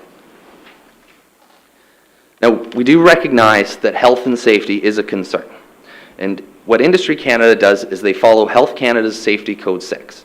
It's been written and revised over time to now dictate the cumulative amount of radio frequency energy that can be safely emitted into the broader environment. It was last updated in 2009. Oh, that would explain the problem. Wrong slide. I'll just skip ahead a little bit there. So what we've obtained for Council's information is comment from Dr. Bob Nozel, Halton Region's Chief Medical Officer of Health. So on screen, you'll see a quote from the conclusion of his letter, which is attached as Appendix H to the report. Considering the very low exposure levels and the research results collected to date, there is no convincing or consistent evidence that the weak radio frequency signals from base stations, radiocom facilities, can cause adverse health effects. Now I'll skip back to where I was. I apologize for that. To reiterate from my first slide, this is Industry Canada's process. The town and the public are invited to participate in this conversation, but within our sphere of influence. Citing a facility on a lot, defining a public consultation process, and the design of these facilities. Any setback must respect the sphere of influence and be justified through a reasonable and relevant concern as it's defined by Industry Canada. So what the Industry Canada process does allow for are matters of community sensitivity to be factored into applying their exclusion criteria. Or in other words, a community can define limited locations that are important to protect from inappropriate development. Staff use this policy to identify areas where a facility could be problematic, which are those that you see in the final protocol tonight. On or within 20 meters of a designated heritage property, on lands designated in the Livable Oakville Plan and North Oakville Secondary Plans as being of environmental significance, and within 120 meters of the Lake Ontario shoreline. Now, those setbacks are proposed due to development concerns. We try to preserve environmental lands wherever we can. There's visual impact concerns along our shoreline.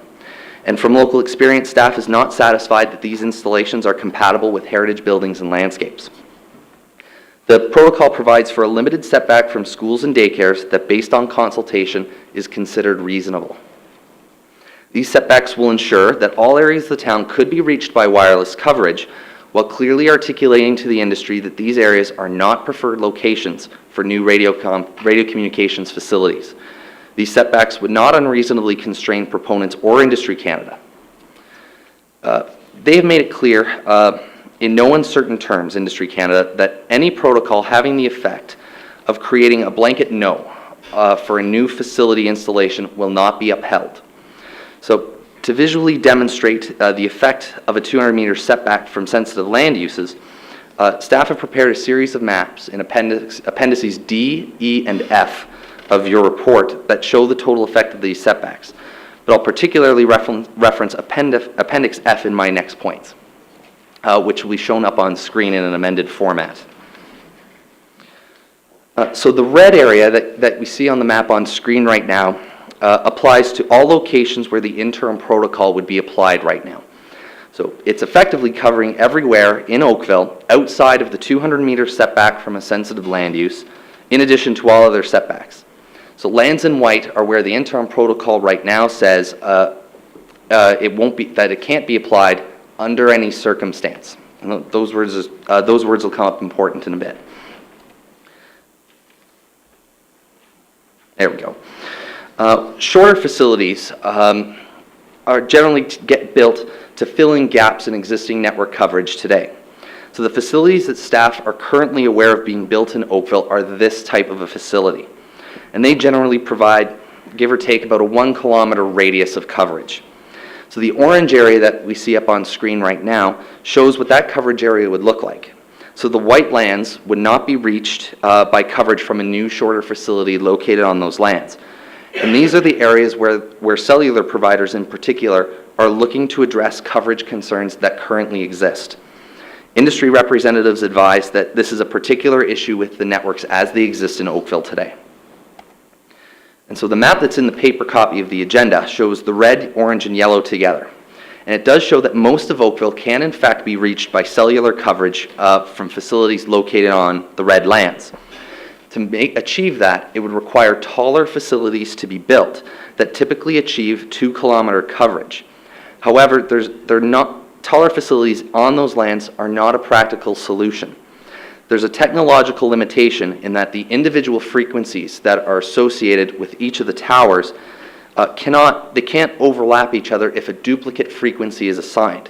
What ends up happening is interference gets caused between those towers, and it results in poor network coverage and poor service. And the likelihood of those sorts of conflicts would increase if carriers build the facilities repeatedly on the red lands rather than throughout Oakville to provide continuous coverage.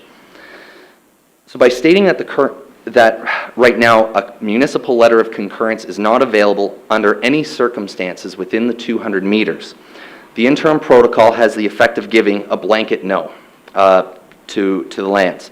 And in Industry Canada's eyes, that's unreasonable as it prevents them from fulfilling their mandate.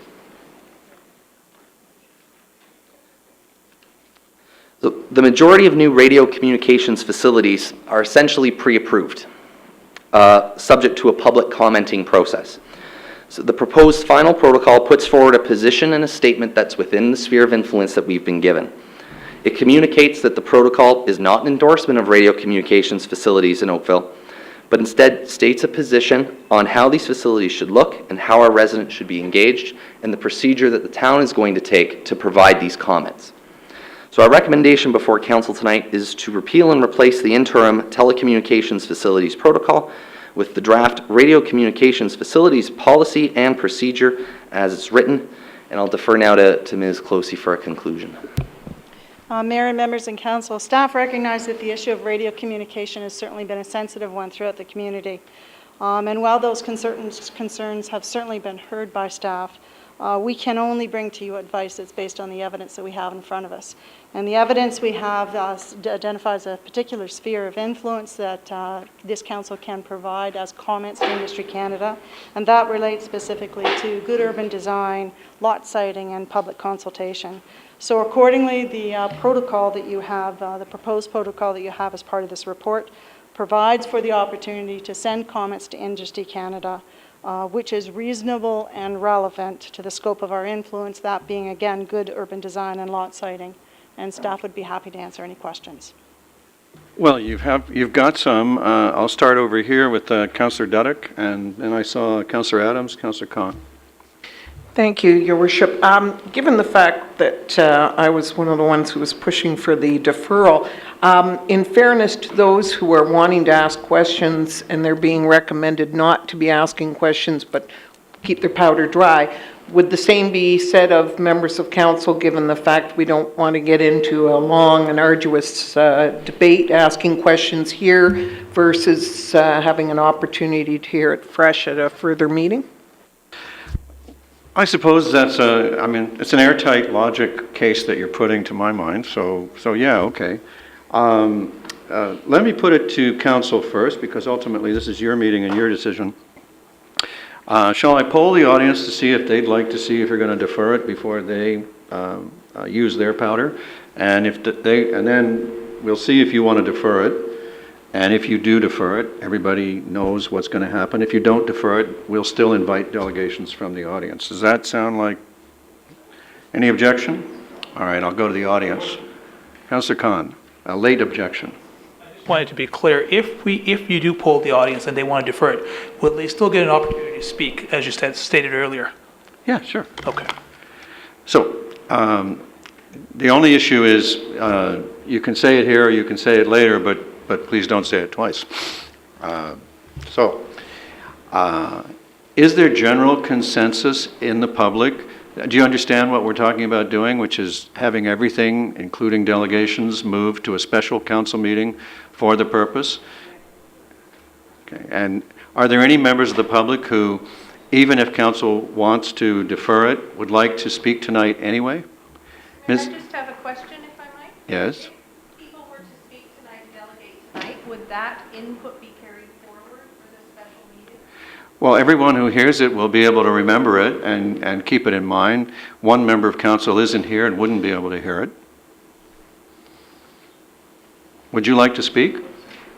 Well, I'm sensing that a lot of people have put some time into delegations and perhaps would like to. I'm fine with speak now or speak later. Under our rules, you just can't say the same thing twice, that's all.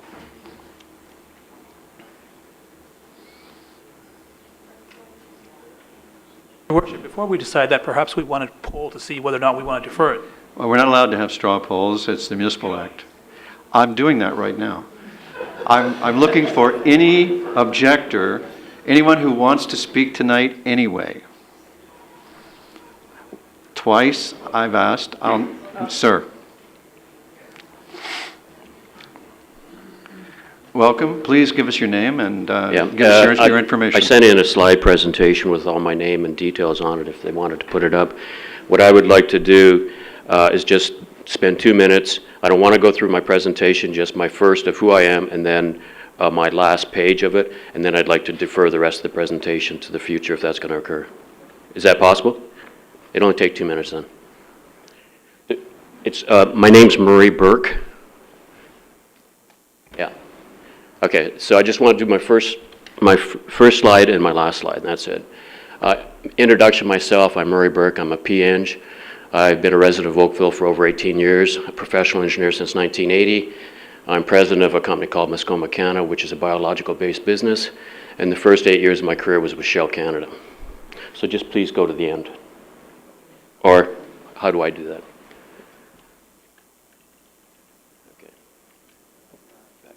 Okay. So I just wanted to comment on what I called my going forward slide here. I didn't want to go into the issues of health issues and all the other things that I wanted to discuss and look at. First of all, I disagree with the medical health officer for the region of Halton, and the rest of the world would disagree with him also. So there's many health studies which have been done in Egypt, Israel, Germany, 2 to 3, 5. In France, 2 to 3, GB the same. And most importantly, one in Brazil, which was just released in June of 2011, which is 2 years after the last time that Industry Canada had a look, and it's the most critical one that's been released. I would just comment on it briefly. It included a study group of over 2,000 people at a base station, and they were strictly looking at cancer effects, and they're looking at a radius from 0 to 1,000 meters away, and they're looking at 100-meter intervals, and there's very clearly an incidence of increase of cancer from radio frequency radio waves. And it was at the same power density as what Industry Canada is talking about. And it greatly increased at the base station. It declined out to 1,000 meters away. And I pray that everybody would have a look at this study. It's actually a very easy read, and we'll be sending it through to Health Canada and to Industry Canada because it's a very pertinent study. The Europeans and the Brazilians and the other countries look at things differently than in Industry Canada. They look at it from a biological and epidemiology point of view, and Industry Canada, Health Canada look at it from a thermal effect, which is fine for high energy densities, but when you go to low energy densities on a continuous basis, it's not really relevant. Biological studies is what's relevant, and that's the world who says that. And then I say that the report basically has the same findings on health effects, no matter which ones. There's not a great deal of difference, and they all point to health effects. Then I point out, we are all in favor of cell phones and the required transmission. Everybody wants it, as well as the younger people, all the other signals that they want to use. Issue is siting towers close to schools, nursery schools, residents, retirement homes. Issue is power density on humans and the duration of the radiation. And the power density allowed by Health Canada by the studies from around the world are too high. What I'm suggesting is that you can reduce the power densities and it can be a healthy situation. So we can have cell phones, but the power densities have to be reduced. And that's what has come from these studies around the world. At this point, I would say clearly the existing 200-meter setback must be maintained. There must be a deferral, and what I'm asking for here is a deferral on the decision to reduce the setback. There's too much risk to do otherwise. And if I just go right down to the bottom, I state, what is required is an independent, non-biased review by experts in this field. And it's got to be from an epidemiology and a biological perspective. I understand the rights of Industry Canada and Health Canada, but they have got to be influenced, and the only people that are going to influence are the citizens of this country.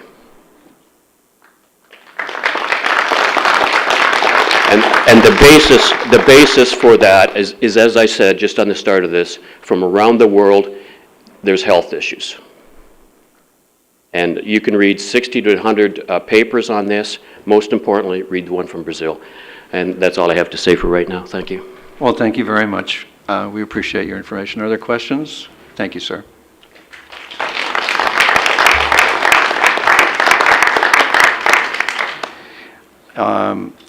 I will now look to Councillor Duddick for a motion. Sorry. Oh, sir? Oh, we're going to have delegations tonight anyway? Your Worship, here's my perspective. Stephen D'Agostino, you heard from me on October the 4th. I can't hear you. Stephen D'Agostino, sir, you heard from me on October the 4th.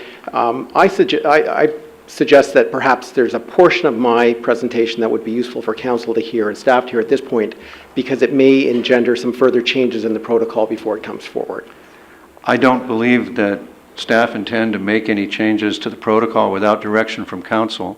So if you wish to get council to do something, it sounds like you don't want council to defer this item. Well, I certainly understand. Procedurally, your opportunity to get changes to the protocol happen at the special council meeting. I understand, Your Worship, that council You can likely make to it defer. now. Yeah. I just won't let you make it again later. Understood, sir. Yep, understood, sir, and understood, council. So it's your choice. Thank you, sir.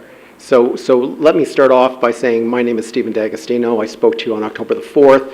Council may recall that I was also involved in the 2007 and the 2004 iterations of your protocol. I'm here on behalf of my clients, TELUS, Rogers Communications, and Bell, who, as you know, are providers of wireless communication facilities in this municipality and across the country. Your Worship, we have a significant challenge here, helping Oakville and other municipalities meet their economic demands and their economic development opportunities. And I understand that Oakville is sensitive to economic development and is sensitive to the opportunities that wireless communications provides. Our challenge, sir, is that when I first started using a cell phone, it was a phone. And today, it's a data device. There's been a real paradigm shift in how these are used, and that puts tremendous stress and strain on the wireless networks that service this community and other communities in Southern Ontario. Essentially, for the first time last year, the number of bits going through these networks for data exceeded the number of bits going through the networks for voice. And as a result, those networks now are being pushed to capacity, pushed beyond capacity in many instances, and that, of course, results in service outages, service being diminished throughout the network. This traffic is expected to increase every year until about 2014. That's the current projection. So we're constrained in what we can do. You know from our previous presentations that we can only site a tower where we have a willing landlord. That's our first constraint. We must be proximate to our users. That's our second constraint. Buildings and terrain are a constraint. That's the third important constraint. We have interactions with other base stations, either within a carrier or within all the carriers. There are interactions that have to be taken into account. That's a constraint. There must be line of sight between our antennas and our users. That's an important constraint. So when you take all these things into account, our ability to site is not as simple as perhaps staff has suggested. We can't simply plunk all of our facilities in the employment area along the QEW and beam our signals into the residential areas. It just isn't going to work that way.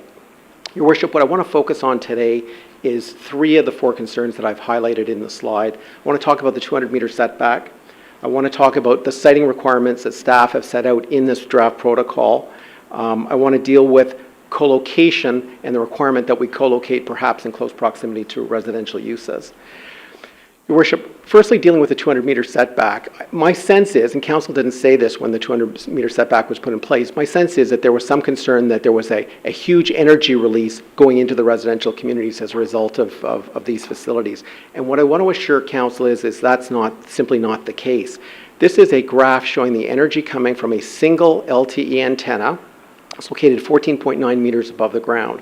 And what it shows you, if you look at the green edge of the slide, that's where 50% of Safety Code 6 is achieved. Remembering that Safety Code 6's energy drops off from the antenna as it moves away from the antenna. And it essentially drops by the square of the distance. So Safety Code 6 would be about there, about 1 meter to 2 meters from the antenna face. And here, it's at 50%, and it continues to drop off over time. And you'll see, looking at the ground down here, it's nowhere near the 50% mark. So that's important. Your Worship, if I may be allowed to finish. I would caution the audience, you can't stay here if you can't be polite. Okay? So let the man speak. He's disregarded my advice that he's speaking at the wrong time. Let him finish his mistake. Thank you, Your Worship. The second thing I just wanted to bring to Council attention is that we took a look at the energy in a typical house that's located a short distance away from a cellular installation. This particular house is located in Thornhill, and we actually measured the energy in the house on the first and the second floor. And what you'll see from the indication is that the 850 and the 1900 UMTS on the far left-hand side, that's wireless, that's cellular wireless. It's approximately the same amount of energy in the home as cordless phones. Cordless phones, in fact, a bit more energy in the air. It's a little bit more than baby monitors, which produce energy into the air. It's approximately the same as the television signal, the UHF television signal, which is already in the air. It's a little bit more than the VHF television signal that's already in the air. So my point simply to members of Council is that the amount of energy being contributed to the environment from these antennas is very, very small. The second issue I want to raise with Council is that staff have indicated where they think we can go based on their view of the protocol. We did the same mapping exercise, and that's our example. We can go in the red, we can't go in the non-colored areas. I want to remind Council that this isn't just about coverage. The objective and the concerns that my clients have is one of capacity. And you'll recall when I spoke in October, I explained that the cells start to shrink as the capacity is reached. And that's because these systems are very, very smart. They identify the weakest signal, they cut off the weakest signal, thereby essentially shrinking the size of the cell. That's why you'll lose a signal quite often in a place where you always have a signal. It's just you, at that moment, you're the weakest link, you get cut off. And so in a busy area, that develops holes in our network.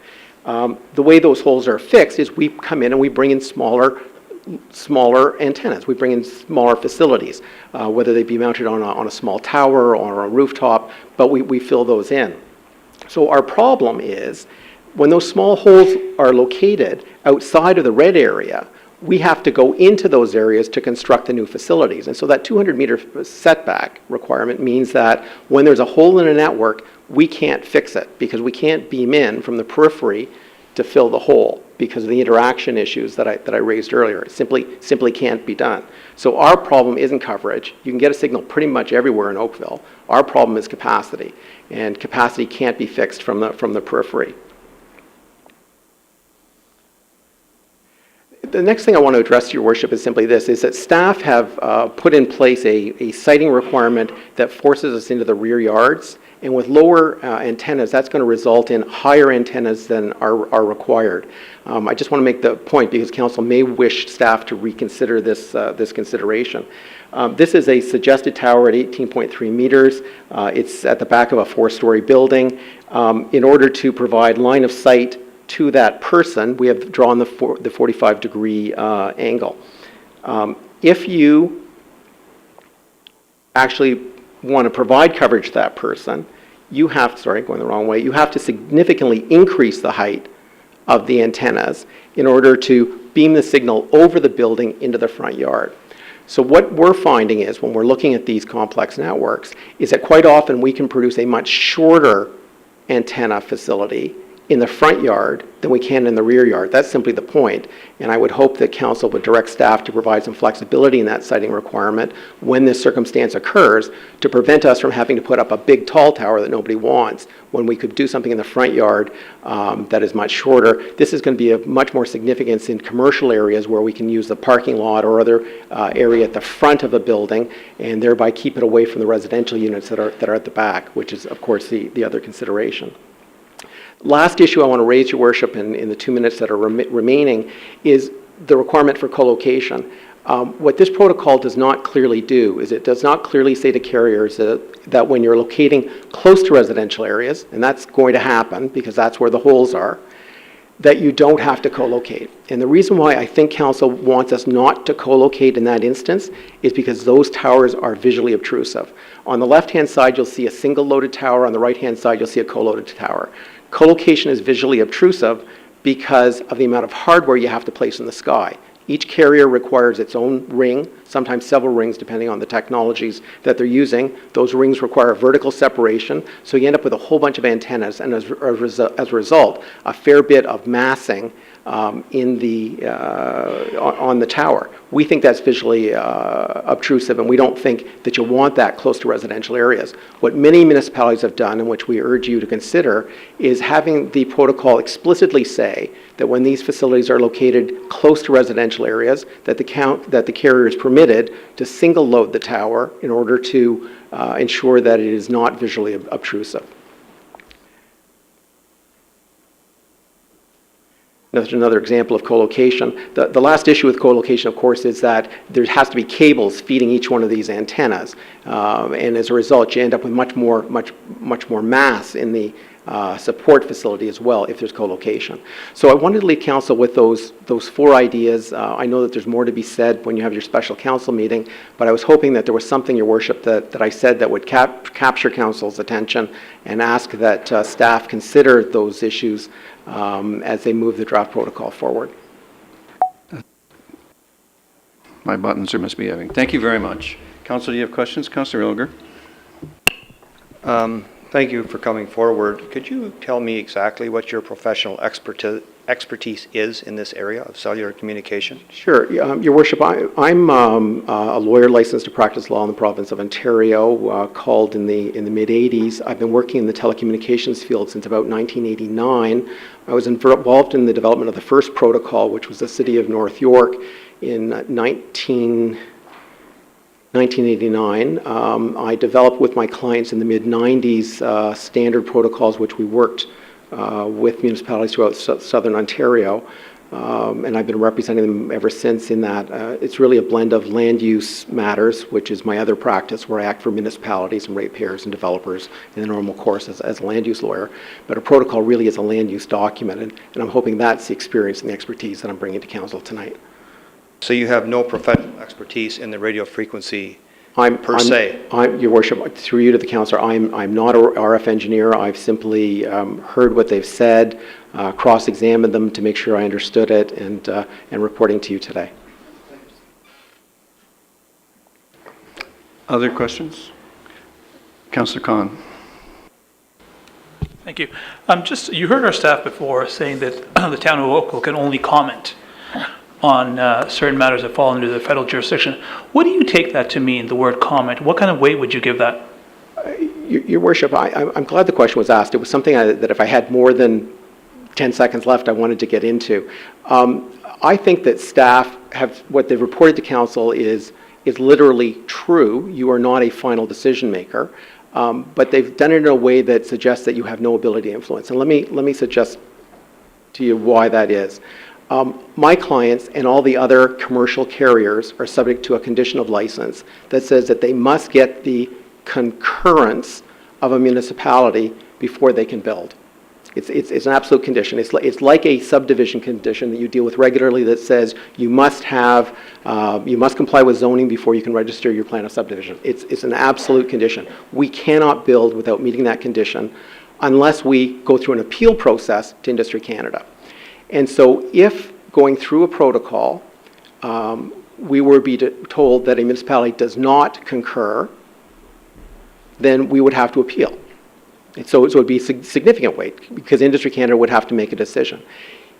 If, on the other hand, Oakville simply says, we're not going to talk about concurrence or non-concurrence, we're simply going to comment, Worship, I'm not sure what Industry Canada will take that to mean because their document doesn't speak to comments, it speaks to concurrence.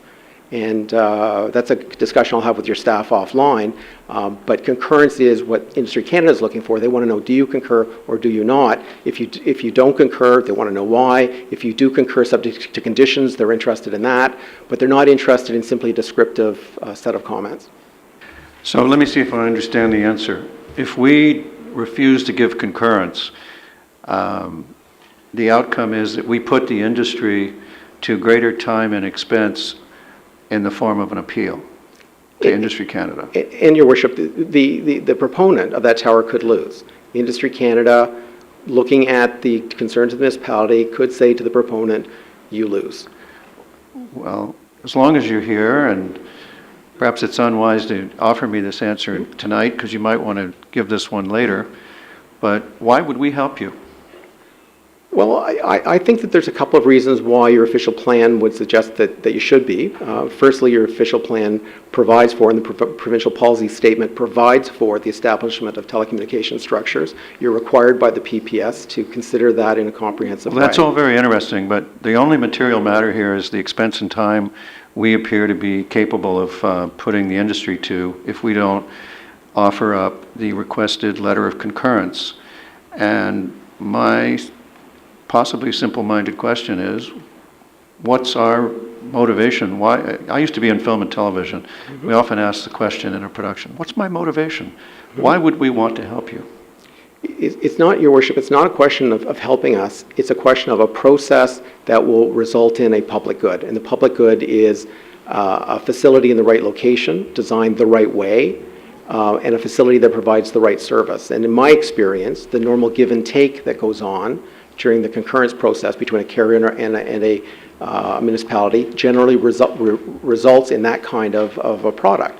Because the carrier doesn't want to take extra time, and so if the municipality says, we're not going to approve it unless you paint it pink, to pick a hypothetical example, the carrier will consider that. And they'll consider that because they don't want to sit around in a queue waiting for Industry Canada to make a decision which they may win or which they may lose. So it's in the carrier's interest, the proponent's interest, to always deal with the municipality in a fair-minded, open manner in order to try to achieve concurrence. They do it every day in every municipality in this country. Well, our community has issues with your industry, and what we're all struggling. No.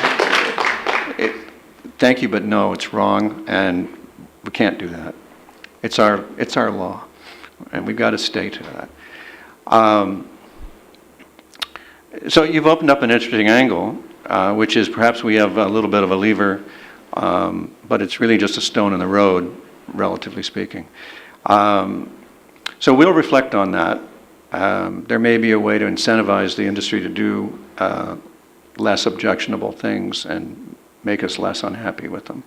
Councillor Khan, did you have more? Follow-ups.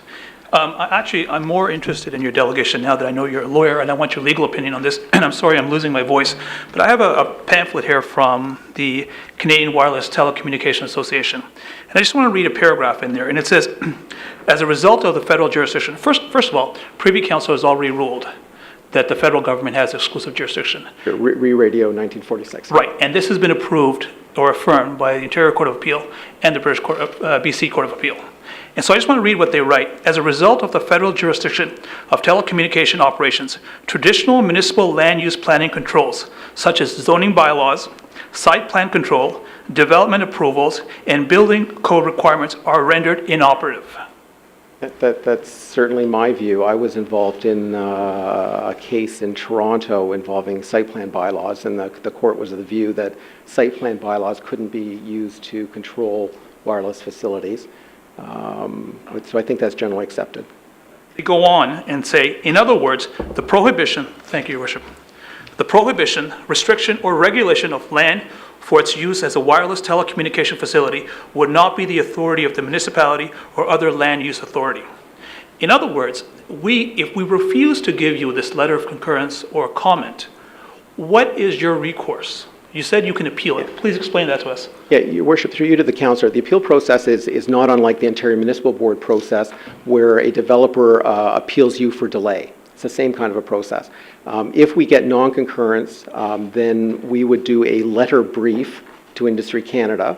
The letter brief is required to include all of the communications, the radio frequency technical detail. They're sort of like that thick.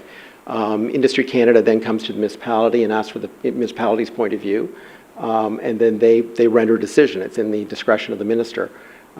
Those decisions can take 5 or 6 months. I've been involved in cases where they've taken more than 2 years to get an answer.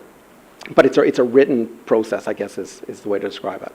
So under the proposed protocol, you'll see that we have a requirement that these facilities at least have a setback of 20 meters from schools and daycare. Could you disregard that? The process to disregard it would be this.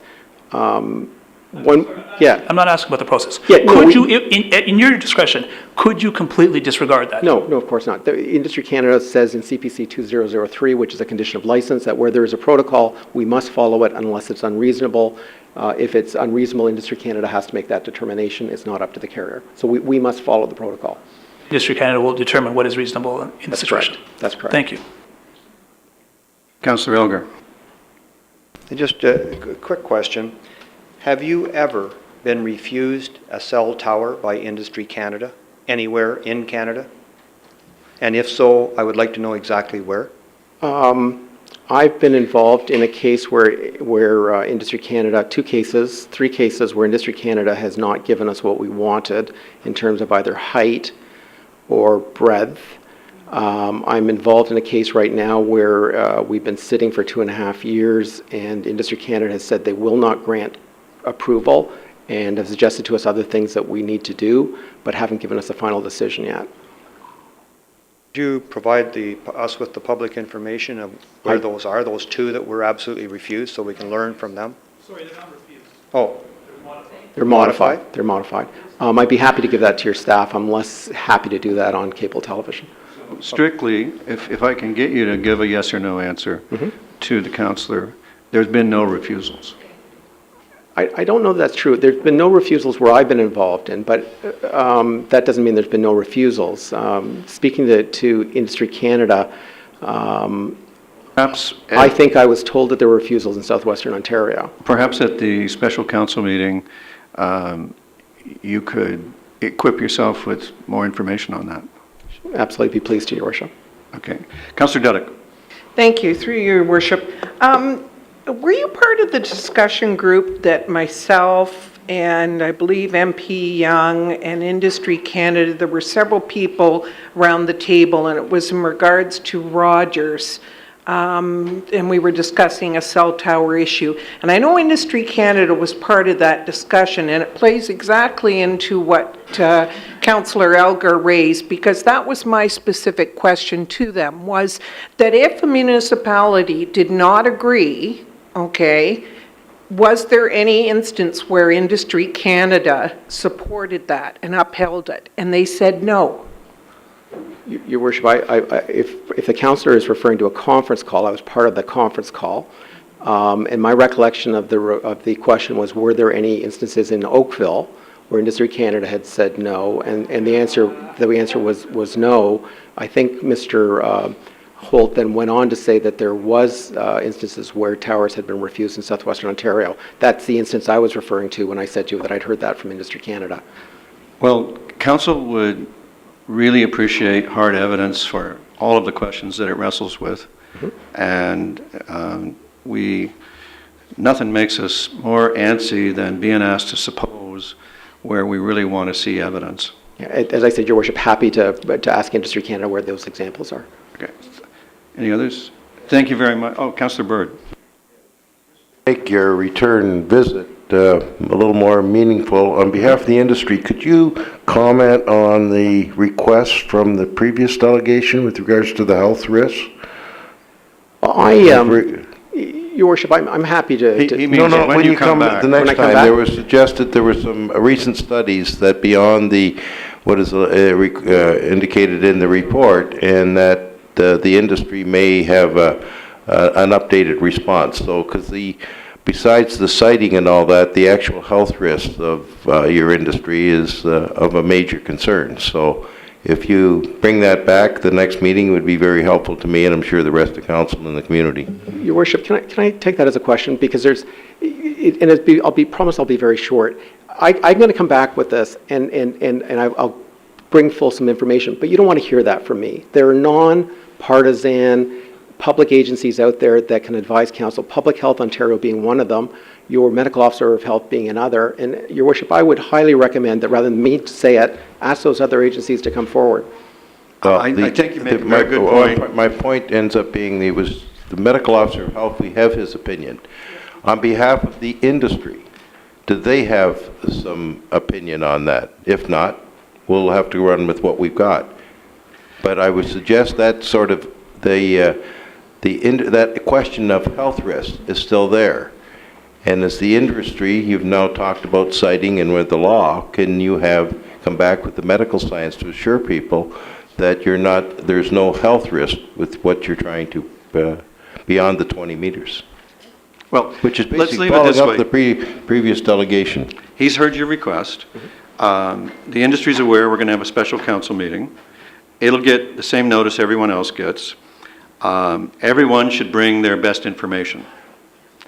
Council, nature abhors a vacuum, and so does a council. We want information. Whoever doesn't provide it fails to provide it at their peril. And I think that's as clear as I can make it. I have two more councillors with questions, Councillor Knoll and Councillor Giddings.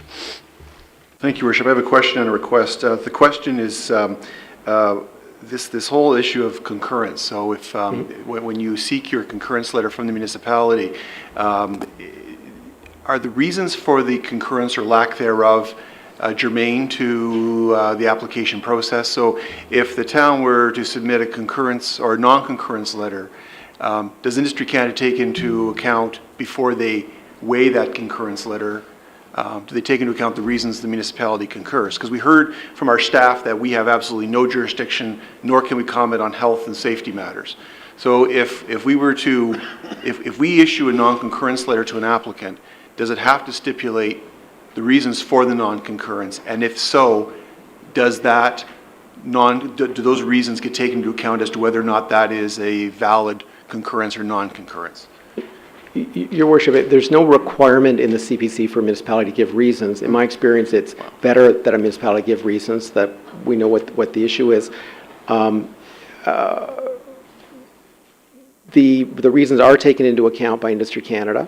Industry Canada in the CPC has said there's certain things that are not relevant, and they're listed in the CPC, but there's other things that are. And if I could give the member an example through you, Your Worship, in a site I was involved in at Georgian Peaks, up Collingwood Way, the Niagara Escarpment Commission, which is the land use authority there, raised an issue with respect to the view from a particular point on the road to the escarpment, which is very important to the Niagara Escarpment Commission. And on that basis, they had real concerns with the tower and refused to give concurrence. And so at the end of the day, Industry Canada permitted the facility, but because of the Niagara Escarpment Commission's concerns, it had to be much thinner and had to be much lower than was originally proposed in order to mitigate the visual obtrusiveness that the Niagara Escarpment Commission was concerned with. So it was a soft. So the answer is yes, they take those into account. So did There's that, a member of the commission here. yeah.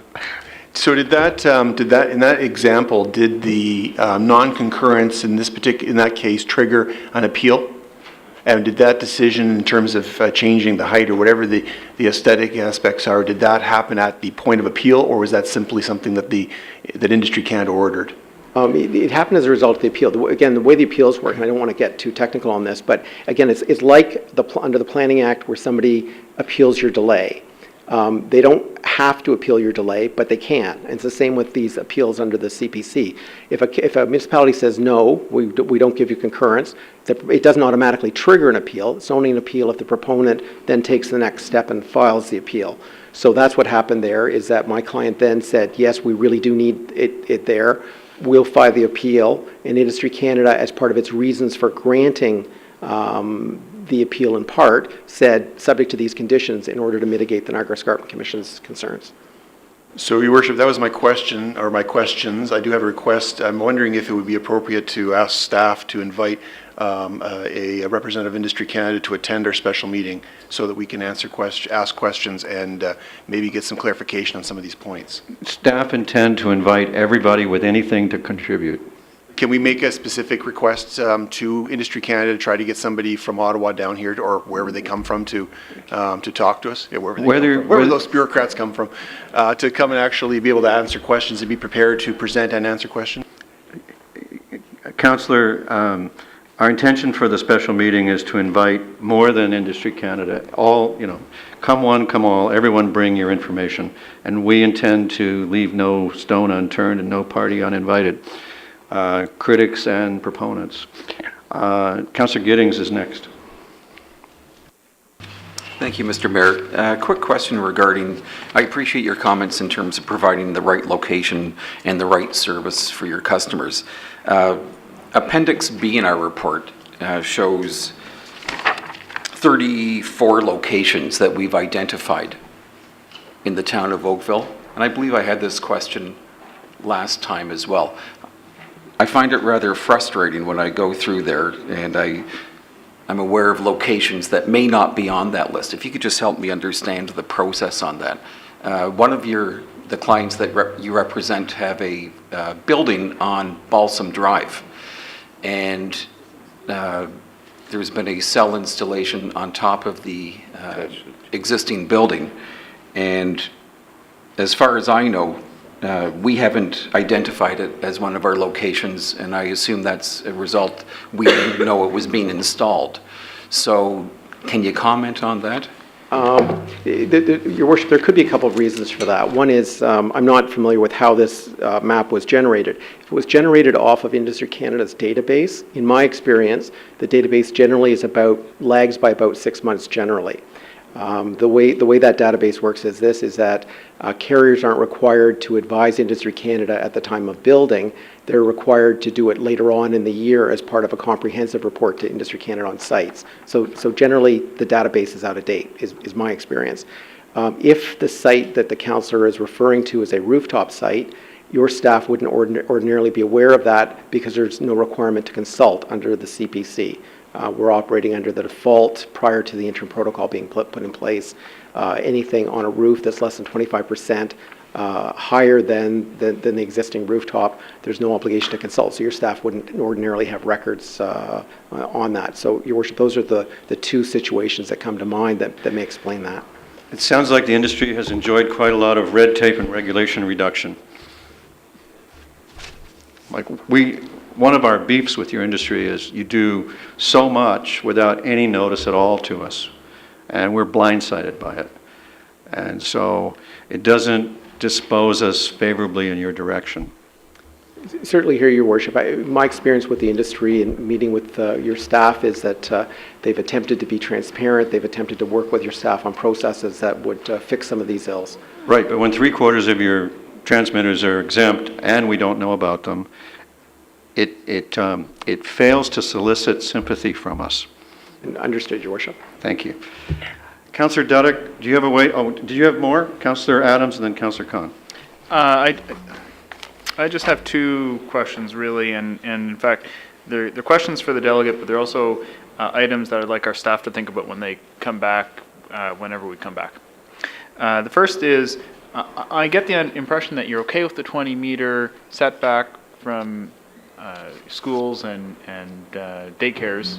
Is that correct? You know, as a matter of philosophy, I don't support it, but as a practical matter, we'll live with it. Right, if I can say it that way. It's a practical matter. So you don't support it, but it's okay because you can get around it? No, not that we can get around it, is that when we look for sites, presumably we can find a site that's more than 20 meters away from a daycare. If it ever came to a point where we had to be within 20 meters of a daycare, I'd want to have a discussion with your staff. But as it stands right now, I think we've got enough flexibility, we can probably do that. That's what I mean, you can get around it. Yes, that's right. That's right. I don't mean that you're intending to break the rules or something. I just mean that you can work around that. Your worship, through you to the councillor, I apologize for suggesting an aspersion. For now, you're saying you can work around it. That's right. So if the number wasn't 20, it was 50, at some point you start to say, wait, too big, I can't work around it anymore. That's right. Okay. Now, are there places where municipalities have said, we want a certain setback because we don't let really tall buildings go anywhere, they have to be in certain places, and we think towers should be the same? The only place that I'm familiar with, and it's not approved yet, it's in the process of being approved, the City of Ottawa has placed a special condition in its protocol around the parliamentary precinct. And what they've said is that the Parliament buildings and the views of the Parliament buildings are such that they need to be protected in a special way. So they've articulated in their protocol a way to do that. I'm not familiar with anybody else doing that. I'll say it for everybody. That is rich. Thank you, Councillor Adams.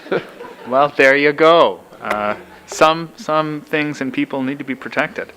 So can you tell us then in terms of the protocols for having open houses, are there locations, are there places where the protocol for having an open house includes a requirement that either Industry Canada be present, that Industry Canada hold the open house, that the either the Member of Parliament or his designate or her designate are at the open house or somehow involved in the communication with the public?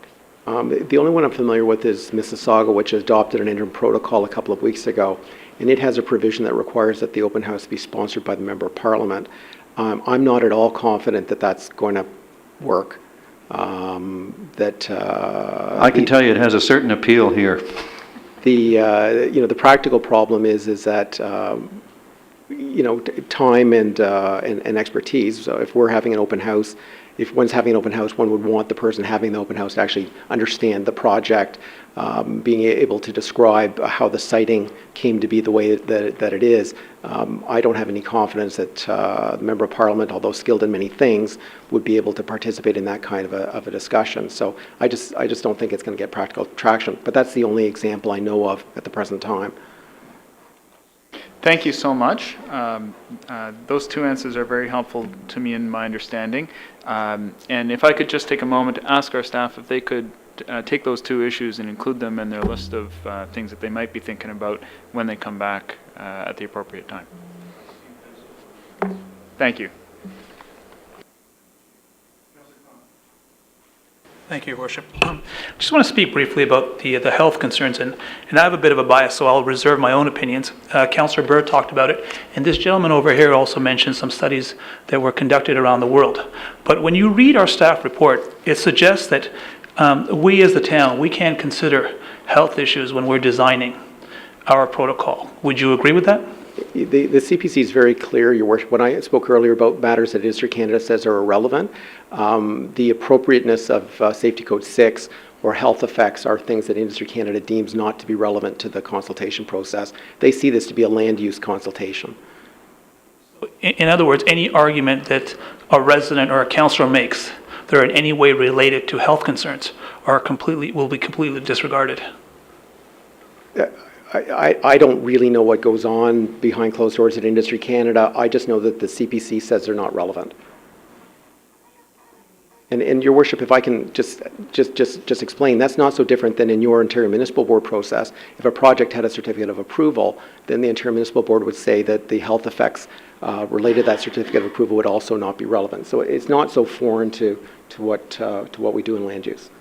Well, my only concern is that we have a lot of residents that are communicating with councillors and saying, why is the town not doing something about this? There are serious health issues at stake.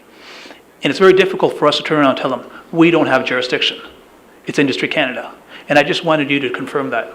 Yeah, I can confirm that. Down this way, because thank you, Councillor. Councillor Giddings? Thank you, Mr. Mayor. Thanks for the slides, the review from what we saw several months ago. The one question that I'm really struggling with is you showed the tower's capacity shrinks as the users increase, so you have to infill, if you will. Yeah. Based on some of the industry representatives that spoke with our staff, when you apply for the siting, a power density calculation is challenging during the application phase, as the equipment powering the antenna has not normally been chosen at that point. So you identify a need for a location, you've identified a gap. I just don't understand whether, you see where I'm flummoxed here? No, you identify the need, but we don't really know how strong it has to be. And we're looking at setbacks from sensitive uses, and if you don't know the power of it, what hope do we have? Your Worship, simple answer. It's not that there's not some sense as to what the power output is. In fact, all of these radios operate at the same power. The issue is this: is that the radio frequency engineers don't know the exact antenna type that will be used, and that's a variable that you plug into the Safety Code 6 calculation. You have to plug the actual brand and model of the antenna type into the model, and it then tells you what the Safety Code 6 calculation is around the facility. And so there's always a sense. I mean, I can say to you that on a ground-mounted tower, it's always going to be somewhere south of 2% of Safety Code 6. That's always going to be the number. What we can't do is tell you with more definitiveness until we know what the antenna types are going to be. All right, fair enough. So it's possible to have a spreadsheet showing if we go with A, B, C, D, or E, it will have this output or whatever. We can see the variables up front, depending on what you decide on. Yeah, with some effort. I'm told that it's a half day's work on a radio frequency engineer's part to develop the Safety Code 6 number. So theoretically, that could be done. Thank you. I think that half day would be very well spent. Thank you, Councillor Giddings. Councillor Dudek, do you have a way out for us now?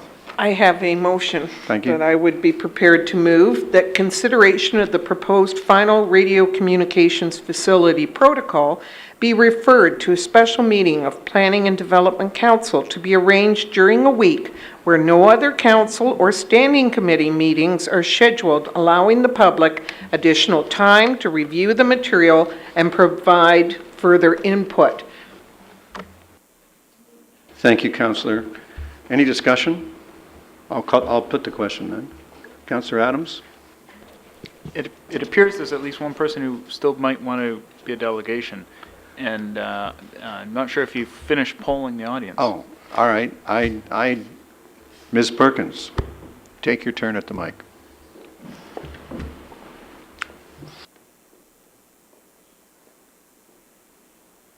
Thank you, Mayor and Council. Yes, I would like to speak tonight. Not knowing when this might be rescheduled, I don't want to miss my opportunity. I'm representing a group called My Bronte, and as you know, the fire station #1 tower issue has got us involved and energized, and we've learned an awful lot along this journey. Perhaps not so much that I personally have learned as some people in this room, but what I have learned is that this industry is moving fast, incredibly fast. And as a result, the effects that it's having on people and the knowledge about that is also emerging fast, but not as fast still as the industry. I understand that the 5G cubes are coming, And we don't know what those results are. We don't know what the health effects are. We do have some inclination now of what 4G does, but most of Health Canada is on a 10-year lag. They operate in 2009. They won't operate again until 2019. And what they study in their epidemiological studies is then 10-year-old research. So the research that we're looking at is new, it's emerging, but people around the world are paying attention. So I'm aware of Safety Code 6. Notwithstanding that, the World Health Organization in May 2011 classified RF emissions as a Class 2B carcinogen. These towers emit 24/7. You have no way of escaping them, unlike what you can do in your own home for your own safety. I'm concerned tonight that we might not have an opportunity for more input to staff before this comes back, because it seems to me that the industry has had a lot of opportunity for input. So this is one reason why I'd like to speak. The reason why the World Health Organization made that ruling is because of the emerging data and the absence of conclusive long-term studies other than what were given to them that then caused that alarm.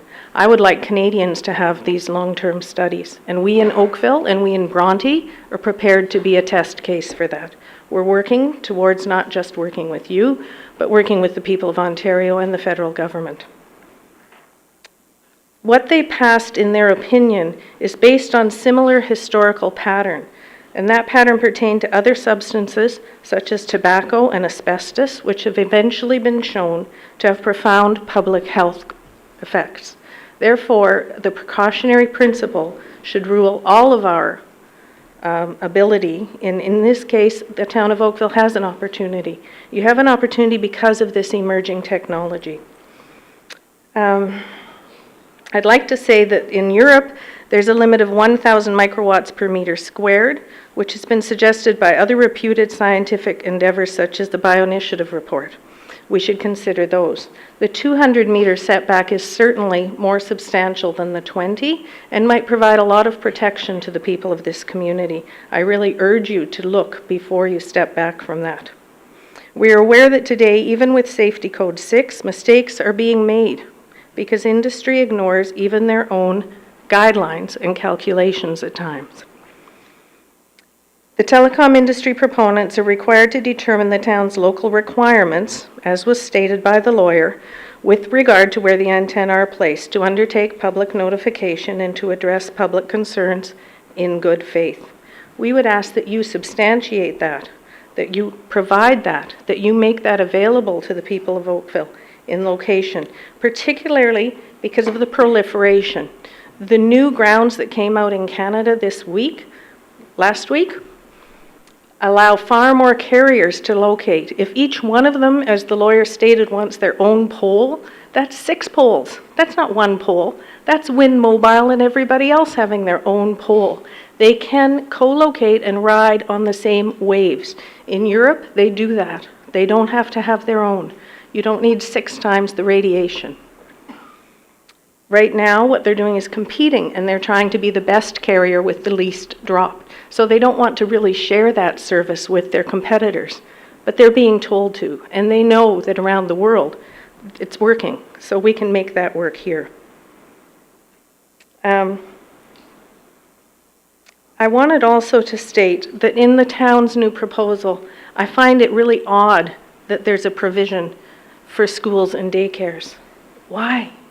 Why would we exempt schools and daycares over any other place where there's pregnant women and people and residents in this community? It's not visual. What is it? I think there's a nod there to health and safety, and I think you should expand that and extend it to all of your citizens. I'd just also say that there is evidence of chromosomal damage. So what we know in health effects in the studies that are out are cancers over a 10-year period and deaths. Those now are recognized and known. What we don't know is the chromosomal damage that could happen in generations to come. And I think this council has been particularly proactive on other issues in past years. I congratulate you for that. I don't want you to be blindsided by the industry in this rush to adopt new technology when we're 10 years behind what other countries are doing to protect citizens. It's not appropriate. It's not only not appropriate for me, you can't applaud me, you can't applaud her. It's an equal deal here. Councillor Khan. Perkin, I just want to give you an opportunity to clarify something. When you talked about the 20-meter setbacks from schools and childcare, and you said that why isn't this appropriate for other areas as well? You're not suggesting that it should be 20 meters, are you? No, I think the 200 is more reasonable. Personally, I think 500 is reasonable, and I know of other cities that have far higher stringent requirements with better technology than us. Salzburg in Europe is one of them. Brazil, because of the study they did there, is another one. But 200 meters is certainly better than 20. Thank you very much for your information. Next. Welcome. Please introduce yourself. My name is Glenn Coburn, and I'm a Bronte resident. I've been involved in this issue with cell phone towers and cell phone radiation for about 3 months since the beginning of the year, when my wife brought to my attention that there were some bell towers going up over the fire station behind our home. So I'm going to defer my presentation, but I just would like to submit some documents for Council's review. The first here is the Standing Committee on Health. This is called the HESA report, and it basically comes to the conclusion that more research needs to be done on this issue, and it is a federally sponsored paper. So that's the first thing. I am going to introduce as well the Brazil report, as it's been commonly called. So this will go to every councillor. We've got 20 copies of each.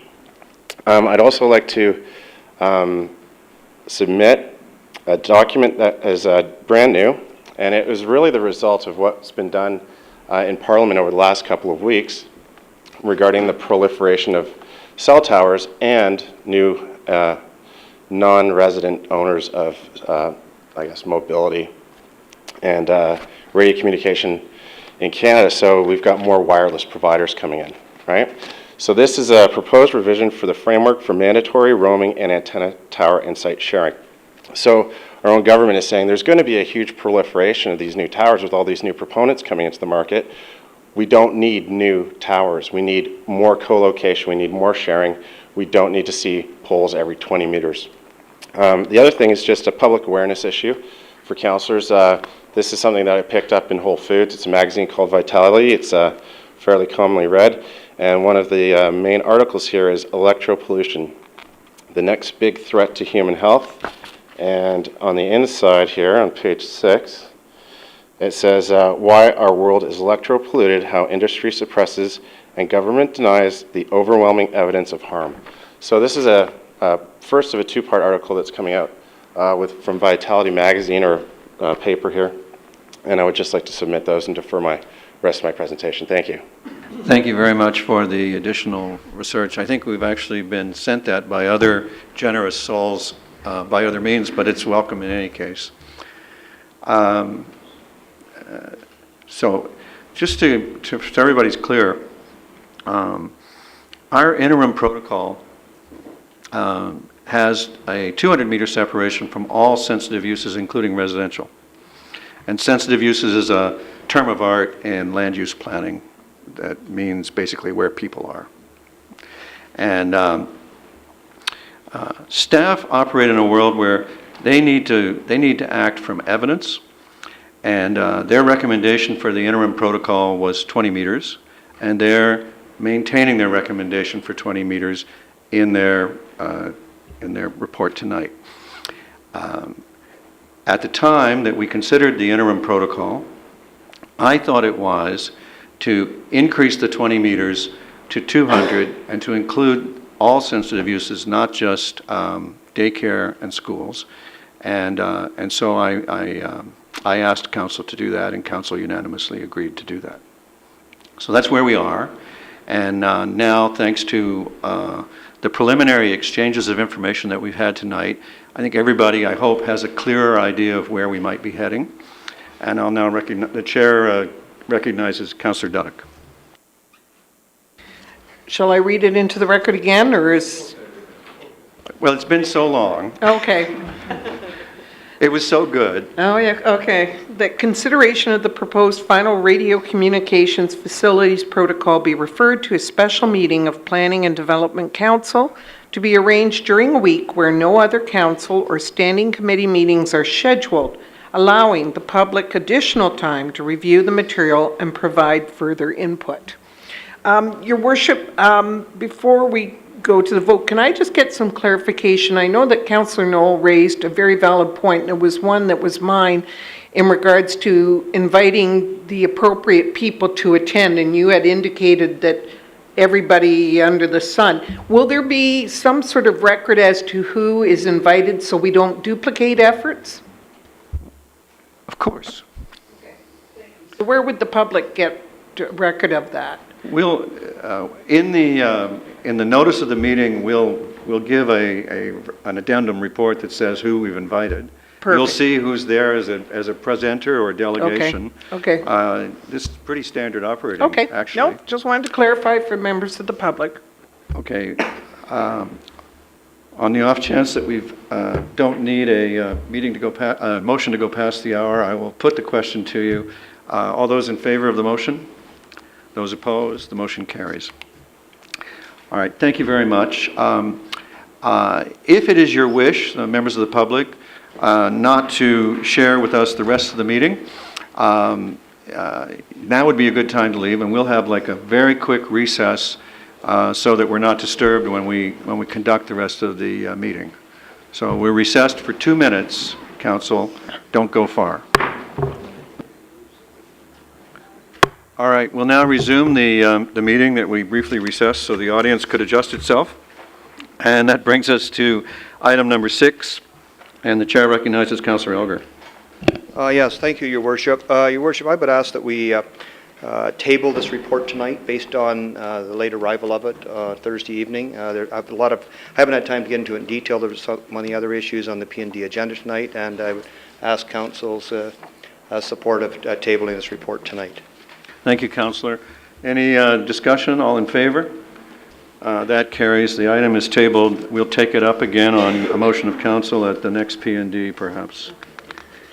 And that brings us to the need for, I think, just to be safe, a motion to go past the hour. Councillor Lapworth, thank you. All in favor? Opposed, if any? That carries.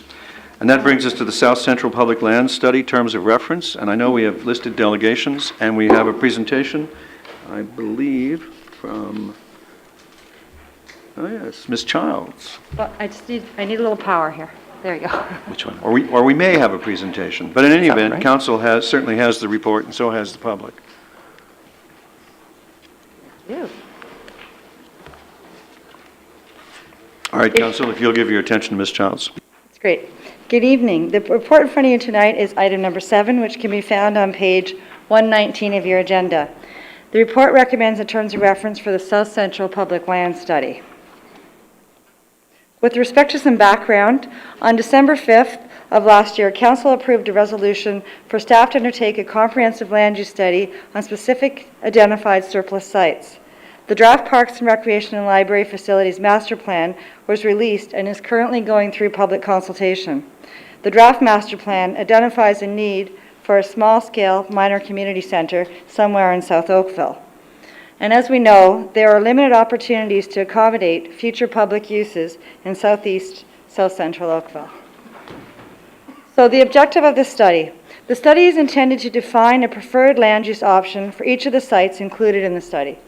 It is also to recommend the preferred location for any future recreational needs established in the final Parks, Recreation and Libraries Facilities Master Plan. And finally, the study will evaluate any other future public needs that could be accommodated on these sites that we are looking at. So the sites that we are looking at include the Oakville Arena site, as well as the town-owned land surrounding it. Brentwood, the 3 schools that have been deemed surplus by the Halton District School Board, Brentwood School, Lynbrook School, and finally Chisholm. We're also going to roll in the work that we've already completed for the Oakville Memorial Hospital land use study. It's a little bit ahead of the rest of the sites. Finally, there may be additional sites identified to be studied through the consultation of the draft Parks Master Plan that we may look at. A 5-phase work program is being proposed through the terms of reference. Phase 1 consists of a comprehensive review of background material. Each site will be assessed in terms of its physical contextual characteristics, as well as the site and facility attributes associated with identified future public uses and community facility needs. Phase 2 will include defining a set of parameters and developing evaluation criteria to be used to develop options. Phase 3 will be creating land use options for each of the sites. Phase 4 will consist of a technical review of the options by staff based on the evaluation criteria that we had defined in Phase 2. And finally, Phase 5 will recommend a preferred land use option for all of the sites, including the accommodation of any required future public uses. As you can appreciate, public consultation plays a major role in the study, and therefore a number of opportunities to participate have been incorporated throughout the work program to engage the public. Workshops are being proposed to be held at different stages of the study process. Interviews with other stakeholders will also be held within the community. Finally, a subcommittee of council will be established made up of the mayor and members of council from wards 2 and 3 to advise and provide input to staff on the content, including the options, as well as the planned public consultation for the study. That ends my brief presentation. I'd be happy to answer any questions council may have with respect to the terms of reference being proposed for this study. Ms. Joss, thank you very much for that. Questions? Now, this item is related to item 8, and as I understand it, we have delegations on 7 and 8 and on 7, but really, 8 is really just an implementation of a piece of 7. So it'd be proper to take them together. And Madam Clerk, would you, if there are no further questions, if there are no questions from Council, Councillor Giddings. Thank you, Mr. Mayor. Throughout the reports, we talk about limited opportunities for development in South Central and Southeast Oakville. And we also talk on an ongoing basis about, we've identified a need for a community center. Staff have always addressed it as a minor community center. Just wondering if that is the scope of what we're going to be looking for, or is it possible that it could be something larger than a minor community center? Just a lot of discussion about the meaning of minor and at what point does it provide limitations to what we're looking at? Okay, through your worship to Councillor Giddings. Right now, in the draft master plan, it does identify the need for a future minor community center, and that's some type of community space that will be required in a few years. But what we are also doing is we're contacting other public agencies to see if there's a need for them to supply lands in the near future. We realize that although we do have these surface public lands at the moment, in the future, it's going to be difficult to find lands of this size to accommodate future needs. So, but for town-operated facilities, we rely on that needs established through the Parks and Rec Master Plan. I think now that it's been released for public consultation, that will also provide some input to see if there's any future needs other than what's right now being proposed. Would staff have any objection to considering a broader range of community center sizes, given that the Parks, Rec, and Library Facilities Master Plan is not concluded, and there still remains the possibility, at least in theory, that Council would vary the minor to something else? So could we get a little more flexibility on terms of this study? I think Commissioner Closey is going to add something, but all I'd like to say is that I think it demonstrates a relationship between what we hear on the consultation from the master plan and this study. There's a definite relationship, and we tried to link that through the terms of reference. Did you have something to add, Jane? Commissioner. Mayor, members of council, I would add that the desire for flexibility in terms of accommodating various types of community facilities, I think is built into the terms of reference. The very last chart in the staff report shows the interrelationship between the Parks and Rec Master Plan or Parks and Rec, Library, Facilities Master Plan, as well as the study itself. And so we'll take from that consultation the inputs that come out of that and be able to consider those various options throughout the land use study. So they both work in concert with each other, taking into the community consultation from the master plan into the land use study. I think the timeline is it's on page 130, and the top of the line is the master plan review, and the bottom is the South Land Use Study. No, I appreciate that. My only concern is I don't want it to be a self-fulfilling prophecy and, you know, be told that we were identified the need for a minor community center and that's what it is. I'd hate it to be restricted by X number of square feet or a specific type of facility as a result of us referring to it as minor. Well, the point they're making is that it's being guided by the draft facilities master plan. So we, as council, if we're not happy with that, we need to send some attention that way as well. So for now, I think the best thing is just to ask them to be flexible, right? And you're satisfied? Any others? All right, then let's call the first delegation. The first delegation is Daniela Morowitz, President of the Chartwell Maple Grove Residents Association. President Morowitz, welcome. Council looks forward to your information. Thank you, Your Worship, councillors. Nice to be here again, as always. As is typical of some of my presentations, I will apologize a bit for the degree of sarcasm, but the lateness of the hour kind of warrants it.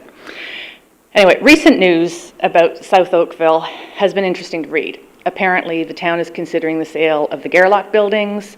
There is serious consideration being given to a proposal to redevelop the Centennial Square site as a new performing arts center without a pool or perhaps even a library, but with substantial residential and retail components. And according to the planning department, all the stakeholders in the hospital land study are in favor of using that land for residential redevelopment. If one didn't know better, one could get the distinct impression that the dazzling value of land in these established neighborhoods is presenting the town with an unprecedented opportunity to generate income. That said, we are most pleased to see that a proper study of the South Central public lands is to be undertaken, but are very concerned about the structure and the parameters. This study needs to look at the surplus lands, but also at all the existing facilities and infrastructure in this area and develop an encompassing plan to address all aspects of community resources in South Central Oakville.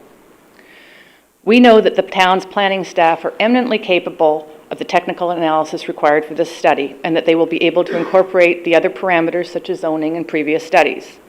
What is missing from the beginning, however, is the understanding of the needs and preferences of the primary stakeholders, the residents of South Central Oakville.